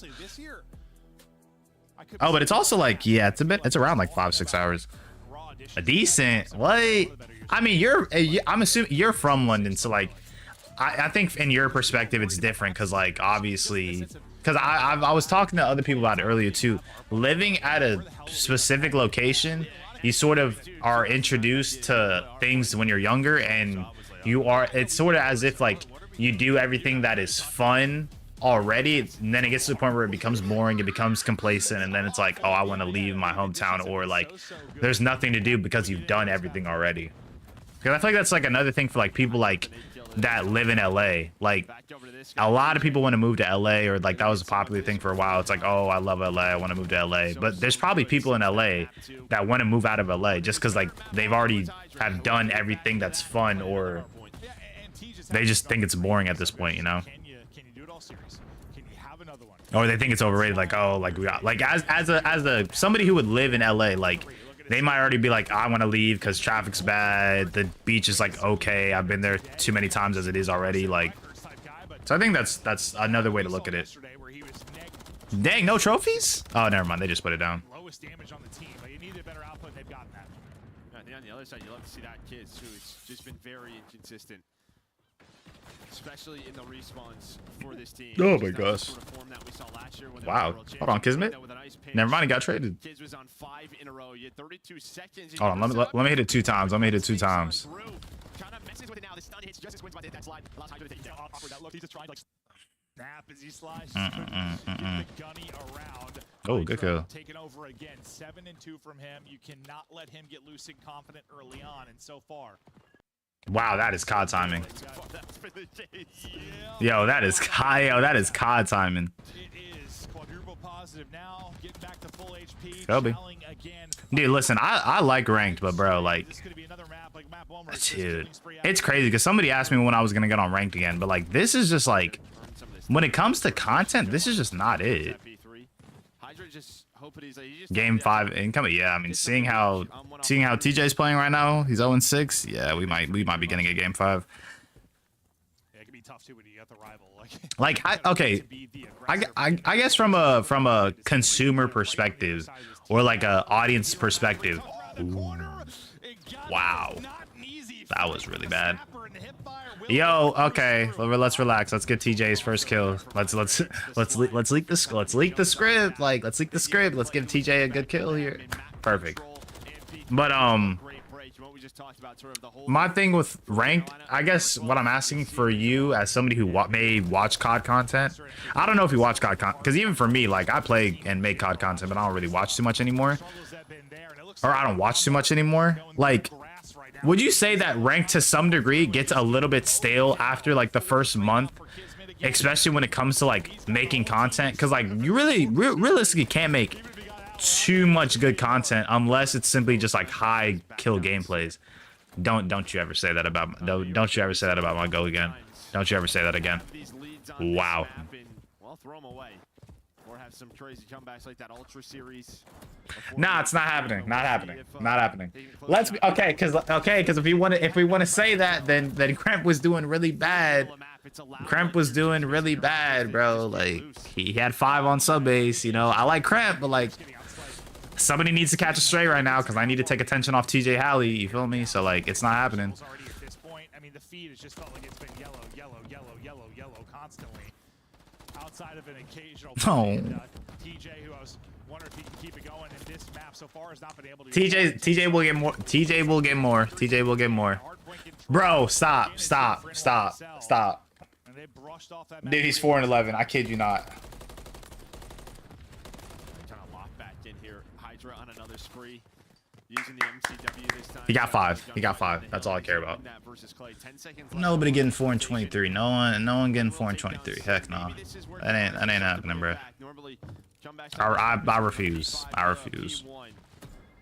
Oh yeah. It's because it's like too much to the left. I mean, I could maybe move it, but it's a little bit too much to the lefty right. Yeah, it's because it's on the other side. I can't move it too much. I thought about making it smaller, but then I feel like it would look weird. I like how it is right now, because you see like a bit of a couple stuff. You see player cam, you see like some of the stats, you see like a good amount of their screen. So like, I kind of like where it's at, but I definitely want to see how much I can make it a little bit bigger without really sacrificing too much of like the space that's in between Slaughter's a good word for it. It feels like the first 2 screens. It's just Carolina Royal Ravens player like sprinting to try and do something and just getting cut down. Like, they haven't had good position since the first second of this game. Wow, Hydra, relax, buddy. 20 and 5. 20 and 5. I'm going to throw up. And then they got a missile. We got MVP Hydra. The snowball is very large right now. Oh, Lordy, there's been a murder. But it's not quite done yet. Still a couple heartbeats maybe remaining, but into the point now. This is really bad. This is really bad. Kismet tries to get in.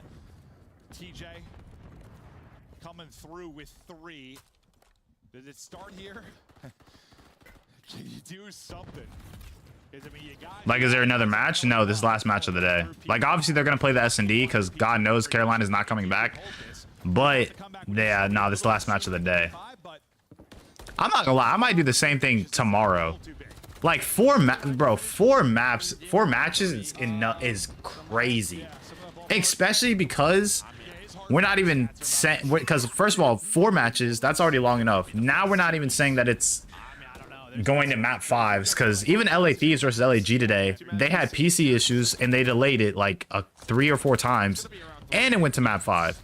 Like, I guess this would be on time because we already got some sweeps, but like if some of the series went like 3-2 or 3-1, and then we got a map 5 as well, we would probably be here till like almost 9 o'clock. It would be a good amount of time.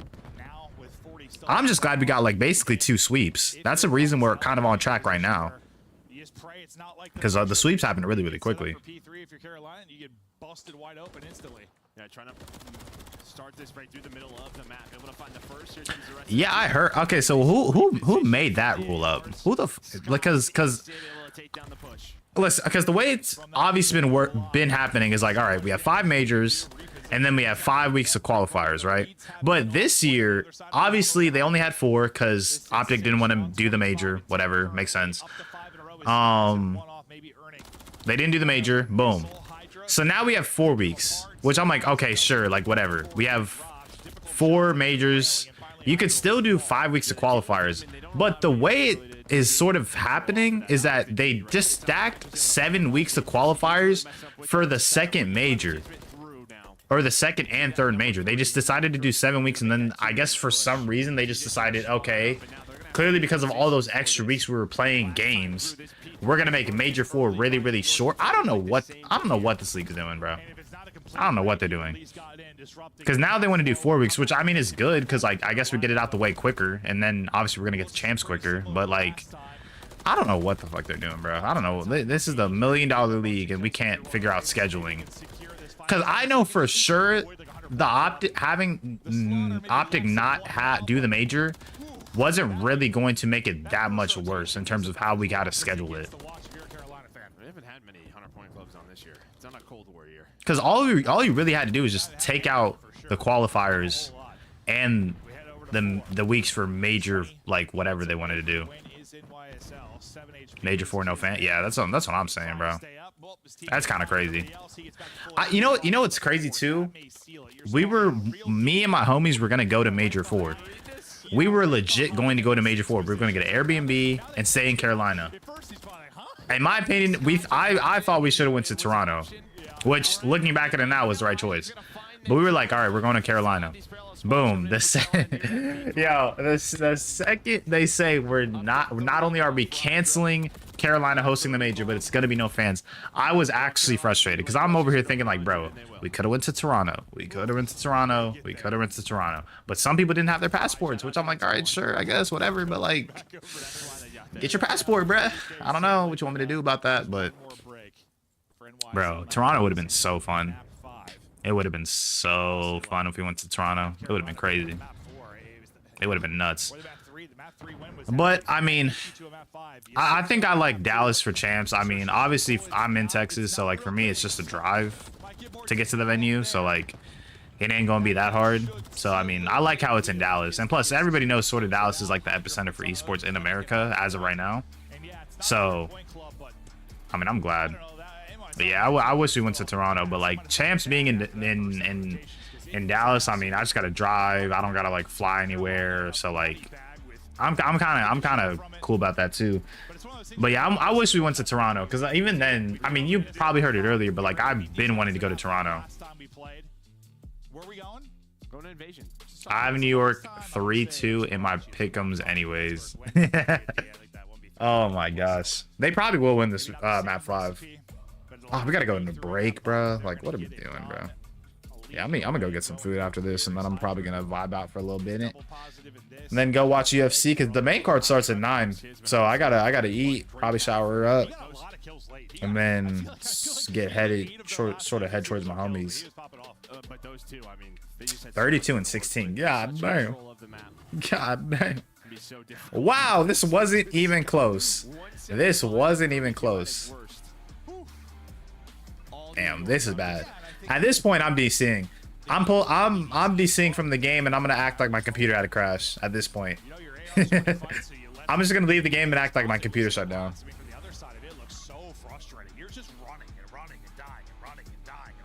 you're in the ultimate blender. It felt like there were a lot of that. If Let you me are see. Carolina, Let me see. but this is how we got here. All hard point.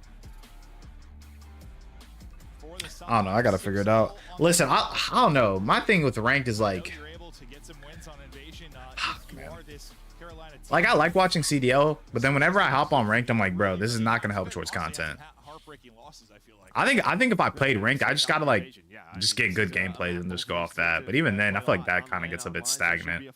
Listen, the pressure is all on Carolina here. After the loss to LAG, they need every point they can get. The battle is tough. But I think some like good S&D games wouldn't be too bad. It's pretty it's pretty low commitment. I think it's probably the best way to say it. Also, I don't like streaming ranked, bro. Whenever I stream ranked, then I gotta like lock in, and people get like uninterested in the stream because I'm not focused on chat sometimes, and like it is definitely a skill to be focused on both, but I feel like in some cases you kind of have to lock in because you don't want to. It's not even the fact that I don't want to stay locked in. It's just I don't want to sell my teammates SR, so I gotta like stay locked in.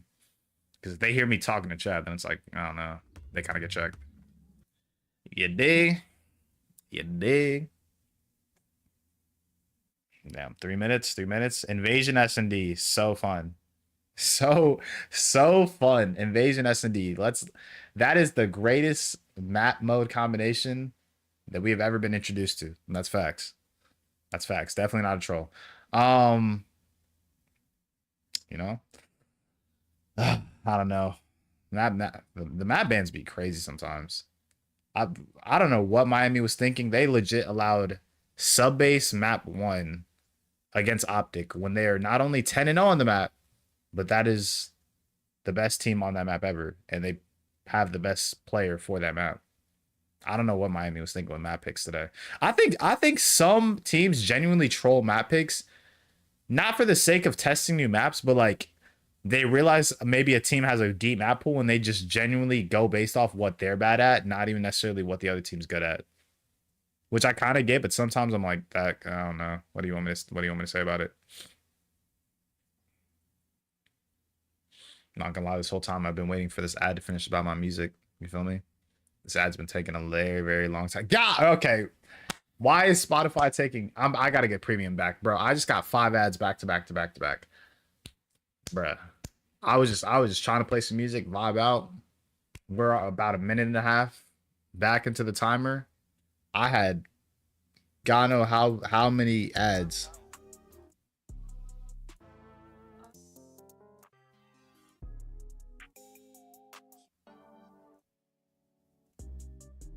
I just got 5 ads back to back to back to back to back.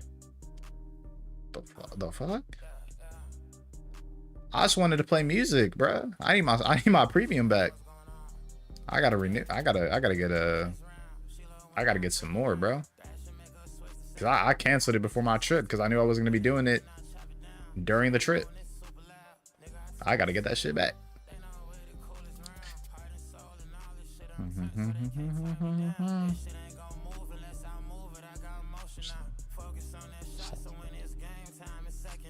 Okay, that's what it was. We had two sweeps. That's what kind of got it a bit quicker. Dang, now I'm thinking about it, we probably would have ended around 6 if LA and LAG had a little bit of a sweep. I didn't even realize that. If LA and Thieves versus LAG was a sweep, we would have ended around 6. Cause they had PC issues and they delayed it like twice. They delayed map 2 like once, and then they delayed map like 4 like twice. If that ended in a sweep, we would have been out of here. Damn. I will say though, this year has made matches so quick because there's clearly a top 4, and after the top 4, it's just straight sweeps. It's straight sweeps. I think it's really the biggest thing that I noticed. We've had so many 3-0s this year, it's kind of nuts. Well, I guess in the middle of this we get some 3-0s, but a couple of game 5s, beginning and end of it, and Joe, I'm ready for a banger. Like, listen, New York, banger. Their story is whatever to me right now. Listen, what? We want this team to improve.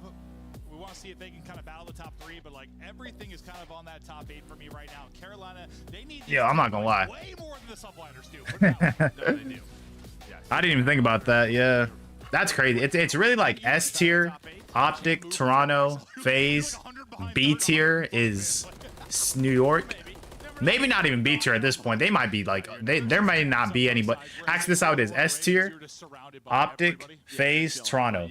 A tier, nobody. B tier, maybe New York. C tier, everybody else. Like I would purposely have S tier, those three, nobody in A tier, and put New York in B tier. That's literally how the league is right now. Not only are they a tier above New York, even New York is not even that top, like, whatever conversation. But New York has that talent.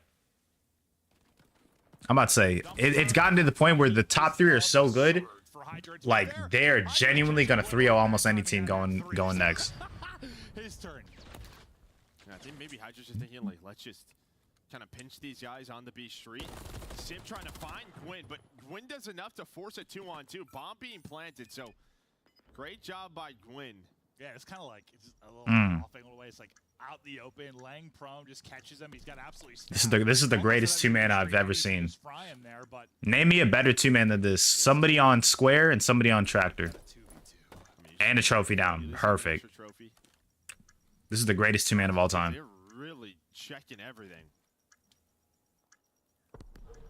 They're going to have to go. They do not have a lot of time to work with. Well, a lot of times once these fights start, it's in the blink of an eye. Like, you go, you fight, it happens so fast. Some damage in, trying to get across and finish the first. Nice job just wrapping around his TJ, but he only had 70 HP. No time to work with. Can't finish it off. And, well, that was actually the opposite. Good plays, good plays. That skirmish happens so fast. At times it does, but I feel like attacking team players are really good. Usually it's the one player like back in that cage corner. They usually get taken. What the heck? The player at the tractor, they're just so good at finessing, just playing the off angles and just wasting time. That sounds like you're absolutely right. You have 5 more seconds, you have a chance. Yeah. I mean, I think Sky's at 40 health. But they just had no info. They had no clue. So much clear on that broach. Am I tweaking? And it was just a pretty standard setup. Oh, 9. They could have got 20 seconds off. Yeah. Hard. Skies gets 2 in it, but the round will go to Royal Ravens. So it's 7-0 in search rounds for them so far in this series. They've yet to lose one. Playing maybe a little swagger in the back pocket. It's felony. It's able to get a first blood. Will the nade end up connecting? It does not. Damn. No trades? No trades? No trades. No trades. And what an aggressive defense here from Carolina. Fellow is going to trade that. I mean, he was all the way inside of the. That would have been crazy, bro. Sim and Clay going to have a 1v1, and somehow that stun connects, so gives Clay the advantage. Great. Oh yeah, bro. Clay on the other. Now they're going to be up, and again, they got info. Guys ran out of time to clutch in the last round. Maybe an opportunity to do it here. He's got bomb in hand. Up against the 2 vets, 1 versus 2, and he's got a rival. No shot. 1 for free. The trade angle not there. Clay. God, I feel like he's been so many 1v1s these last couple of days. He gets the spot. He waits for him and gets the kill. Clay wins another one-on-one, and I swear, how many between today and yesterday, it's been like 4 or 5 one-on-ones. I swear. Yeah, but he wins this one. I got motion now. Puts his team up 2-0. It's second nature. Hold on, let me see if I can pull this up. There from Carolina, I didn't think it was going to pay off, but at least got into a 2 versus 2. And I think you saw when Skies gets a first kill on the fellow, he's running away, right? So that just gives him the heads up, like, Clay's probably DVD. He's probably past this point, like, broke inside. So you saw him just kind of slow down, but Clay just kind of wraps on back and able to find that timing. Yeah, it's like it's either an instant chow or he's probably wrapping on me. No, it's from the instant spot, just a little bit slower. TJ, he's had a lot of yeah, I got traded. Wow, you just gave him info. Nah, if he did that with a sub. Go to Hydra. Go to Hydra. I swear, if that was with a sub. Okay, nah, I was about to say ray gun, bro. Ray gun. Gwyn wins it. Yeah, he saw the frustration again there from Hydra. Just the way he wants to play this. He's just so active. A lot of these defensive rounds working. I got a trophy. The flanks. Oh yeah, I mean, I don't care what kind of map. If Gwyn just goes dead even, but he's annoying Hydra, you've done your job probably. Yeah. No shot. With a sub? You'll take that all day. 8-0 in round count now in this series in Search and Destroy. Oh, wait, he might actually get this. Never mind. He gave him too much time. Never mind. Skies makes it look easy there for the tank caddy. They get their first round of search in this series after the 6-0 loss on Rio. Oh yeah, they didn't even win around in that first S&D. I didn't realize that. I didn't even realize that they did not win around off that first S&D. Trying to find these early picks and then get away with it, and really the difference maker. I got motion off. Just gives them that man advantage. Focus on that shot, so when it's game time, it's second nature. Skies, I know, kind of gets a couple in garbage time earlier in that first round, but he's up to 5 already in this. Know my purpose, what I like. I mean, catch nothing looks like. I'll treat you right, yeah. Hard to keep the gun hot and active type thing, yeah. Sometimes you're just so out of the play. And he's right back into the play. Fellow again trying to gamble on something, A Street, and get shut down. Skies is a shooter, and he'll get the first blood there, but all heads about to collide. A 2v4 really here, and less of a collision and more of a massacre. Oh no, they're gonna stack through. Get out of there. Good luck, able to take down Ooh, wait, hold on. the read there for the following push. They'll back up though, so no chance to maybe line up. He hopes he can catch one and nearly Damn. does. I don't hate the play. Like, I think you can pick another one and get out if they don't instant chow, but I mean, it's a 1v4. Good luck. Yeah, would have been tough. Know my purpose, what I like. Catch a little slight. I'll get you right, yeah. It's so funny because like it's just on the map. I'm just staring at the minimap. Big kids, big They're all kids. about to run into each other, and instead it's just Hunter shooting 2 people in the back.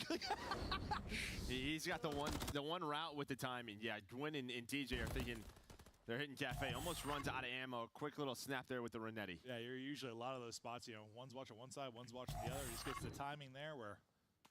Oh, what is that? It out 6 for Hydra, 6 for Skies. Skies gets the first blood in the last one. Hydra tucks back into his cubby. Gwen's been the guy, it seems more often than not's had his number. And I think he's got 2 or 3 of his. He has the info. He knows he's there. He's like waiting for that hop up. And I'm sure Hydra's just like wanting to go. You know, he wants to try to find an. I get you right, yeah. Now, Oh, I know somebody's there. Wow, wait, nah, that's crazy. Bit of an off angle there. Dude, Gwen and Hydra are fighting like every round. There's a trade. Hydra's has had some deaths. He certainly has. So into a 3v3. TJ, I think, just got the spot for info. He did on Disguise. Just tickles him a little bit, and then he'll reposition. 35 to go, so not a ton of time to execute here. You've got 2 pushing up towards A, and then Clay kind of the ISO man on the other side of it. What can you find is They're trying to hit A. Kismet in the closet. He got it. Out to catch him, finds a beautiful timing there to shut Nah, I don't think they have time. They're not close enough. They got to cross. Check this. They think Kiz is like out of here. He's not. He's still in here. Fellow not able to get the trade. Now with 10 seconds left, bomb down. This round is toast. Mm. Yeah, and I think Clay's just like, yeah, Kiz got that kill and sort of just ran out. Did he peek? Nah, yo, not Theo, not now. Yo, we need Carolina to win this. We need them at champs. We need them at champs. One of the corners. We cannot have a Vegas situation. So he turns around into Kiz. Damn, that camera is not focused. There we go. Oh, he was the one that ran in. I'm finna say, what happened to my audio? That's why I was like. I didn't hear anything for a cool 5 seconds. I thought my audio was out. Okay, 3 straight for Kiz, 3-2 for 3 straight for Subliners as well after the O2 hole. They've started to come alive. Royal Ravens need to slow the roll. Yeah, well, that's just it, right? Slow They've been the so roll. aggressive on their defenses. Finally, All right, let's see what they do. Let's see what they do. They have 4 as the island player. Watching B Street. I mean, Carolina's just in a good setup. They have everything watched. They have legit everything watched. It's that 2-man game between Gwyn and TJ, who are so good. Oh, number 5 didn't notice it. Number 4 rotated to DVD. They're looking to work towards A. Number 5 gotta go. He gotta go. He gotta pick it up. Go mid mat. There with the trade to take him out of it. TJ keeps going. He just run. He's like, yeah. As I say, he's less than half HP. Brother, he's running through the smoke. He's been playing with confidence today. There have been multiple times where he has. Yeah, bombs down. Sometimes you just need that. This is a bad spot for Kismet. 3v1 advantage for Carolina. Sub player does not have an AR. Literally in the, it's literally straight up in the deficit of A Street. He's all the way behind. He's unless he's gonna have to kill all 3 of them in 15. This would be very. Yeah, if you're Carolina, you don't move this, right? He's on 4 in a row, so he's gonna play for the streak. Yeah. I didn't even know he was gonna play for the Nice streak. adjustment there. They slow the round down. Does Carolina. Good stuff. Center defense, and it gets a little wild. Carolina had everything accounted for. Well, They had everything accounted for. They had B Street tank. They had what? Dark cut. They had mid map. They had A Street. They literally had everything. Who finessed enough. Yeah, yeah. And they just never found TJ, who was right outside that door corner where the smoke was, and TJ just like kind of crawled. That was on good. through. That was good. Crawled on through and then hit it like a Ford truck. F-150. He says. 3 now, and yeah, the 4 straight will be carried over. Let's see this. Kismet. Extend our final What does New York do? What did New York do? Okay, so their island player is going to be on A Street. See the spot from Fell as he's getting info on one I think Carolina, yeah, Carolina's just trying to get some info. Pretty aggressive on the B side if you're in. Yeah, they're going to try working towards A. First time that's happened. They're definitely going to try to work it towards A. Yeah. So you're starting to see that blue. They're trying to. Ooh, what? That wasn't bad though. They're trying to work it towards A because Gwen had good info. Goddamn, never mind. All right. That wasn't a bad plan from Carolina though. They had bombed towards the back of Ruggs because Gwen was getting info on A side. They noticed that nobody was really there. They decided to work up towards A Street. They already had what? Who was on B Street? I think it was Fellow who was just taking shots. Most of New York, at least 1 or 2 individuals went to go help. They realized the rest of the team wasn't there, and that was their island player. They worked back. Skies got 2. They won the round because they have a man advantage. Defense might be a little weaker than it has been. Well, now we'll see when that streak comes into play. Can I play Warzone with you? Unfortunately, Edit Master, after this map, I am getting off. I am getting off after this map. Unfortunately, I do apologize, but I'm getting off after this. You got 2-man game over at A, and you're pushed up pretty deep if you're Carolina, but this is working over towards B. You got 3 players here, really 1 player trying to catch the push. There will be Sib. Kismet's using his streak. Right away.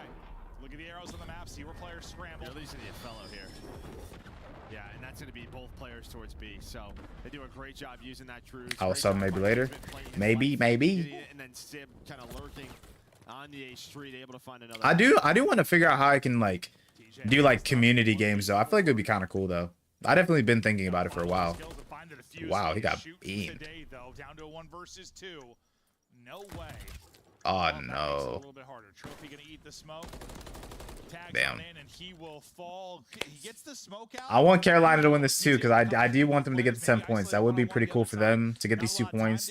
I think they'll be middle of the pack at this point because they've won a good amount of their series. They've got more aggressive throughout the year to try and eat those smoke plays, and it does it there. Yeah, I mean, Kids has had some masterclasses on this as well throughout.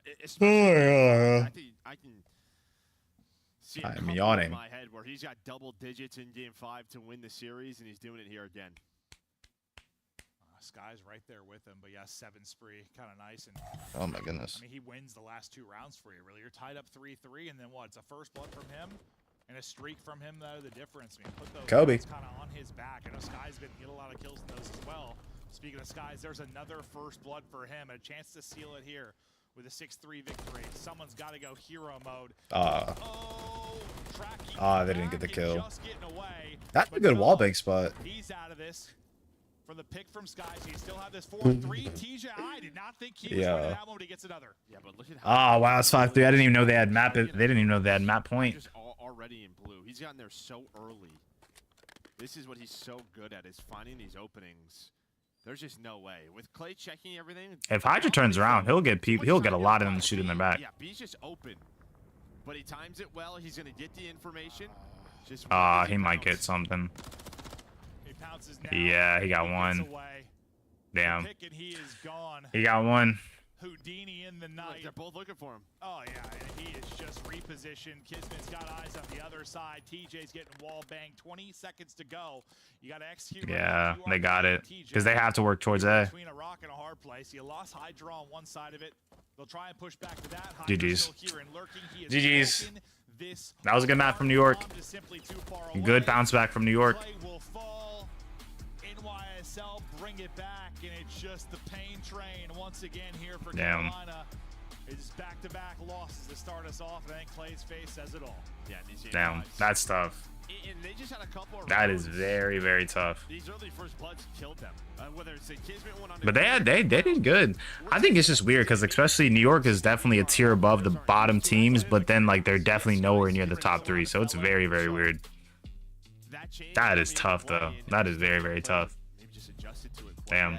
Yeah, you can't be as cocky in some of these. Well, it's just, yeah, a lot of those long range fights, I think you just think, oh, I can back down. What is that? 11 and 3 out of skies. Oh, Lee. Out of that maybe, it's just like, you know, I don't know. Listen, I'm gonna hop off. I don't really care too much about the interviews, but I mean, I'm gonna go get some food, tee up. We got UFC 302 tonight. All right, I'm gonna head on out.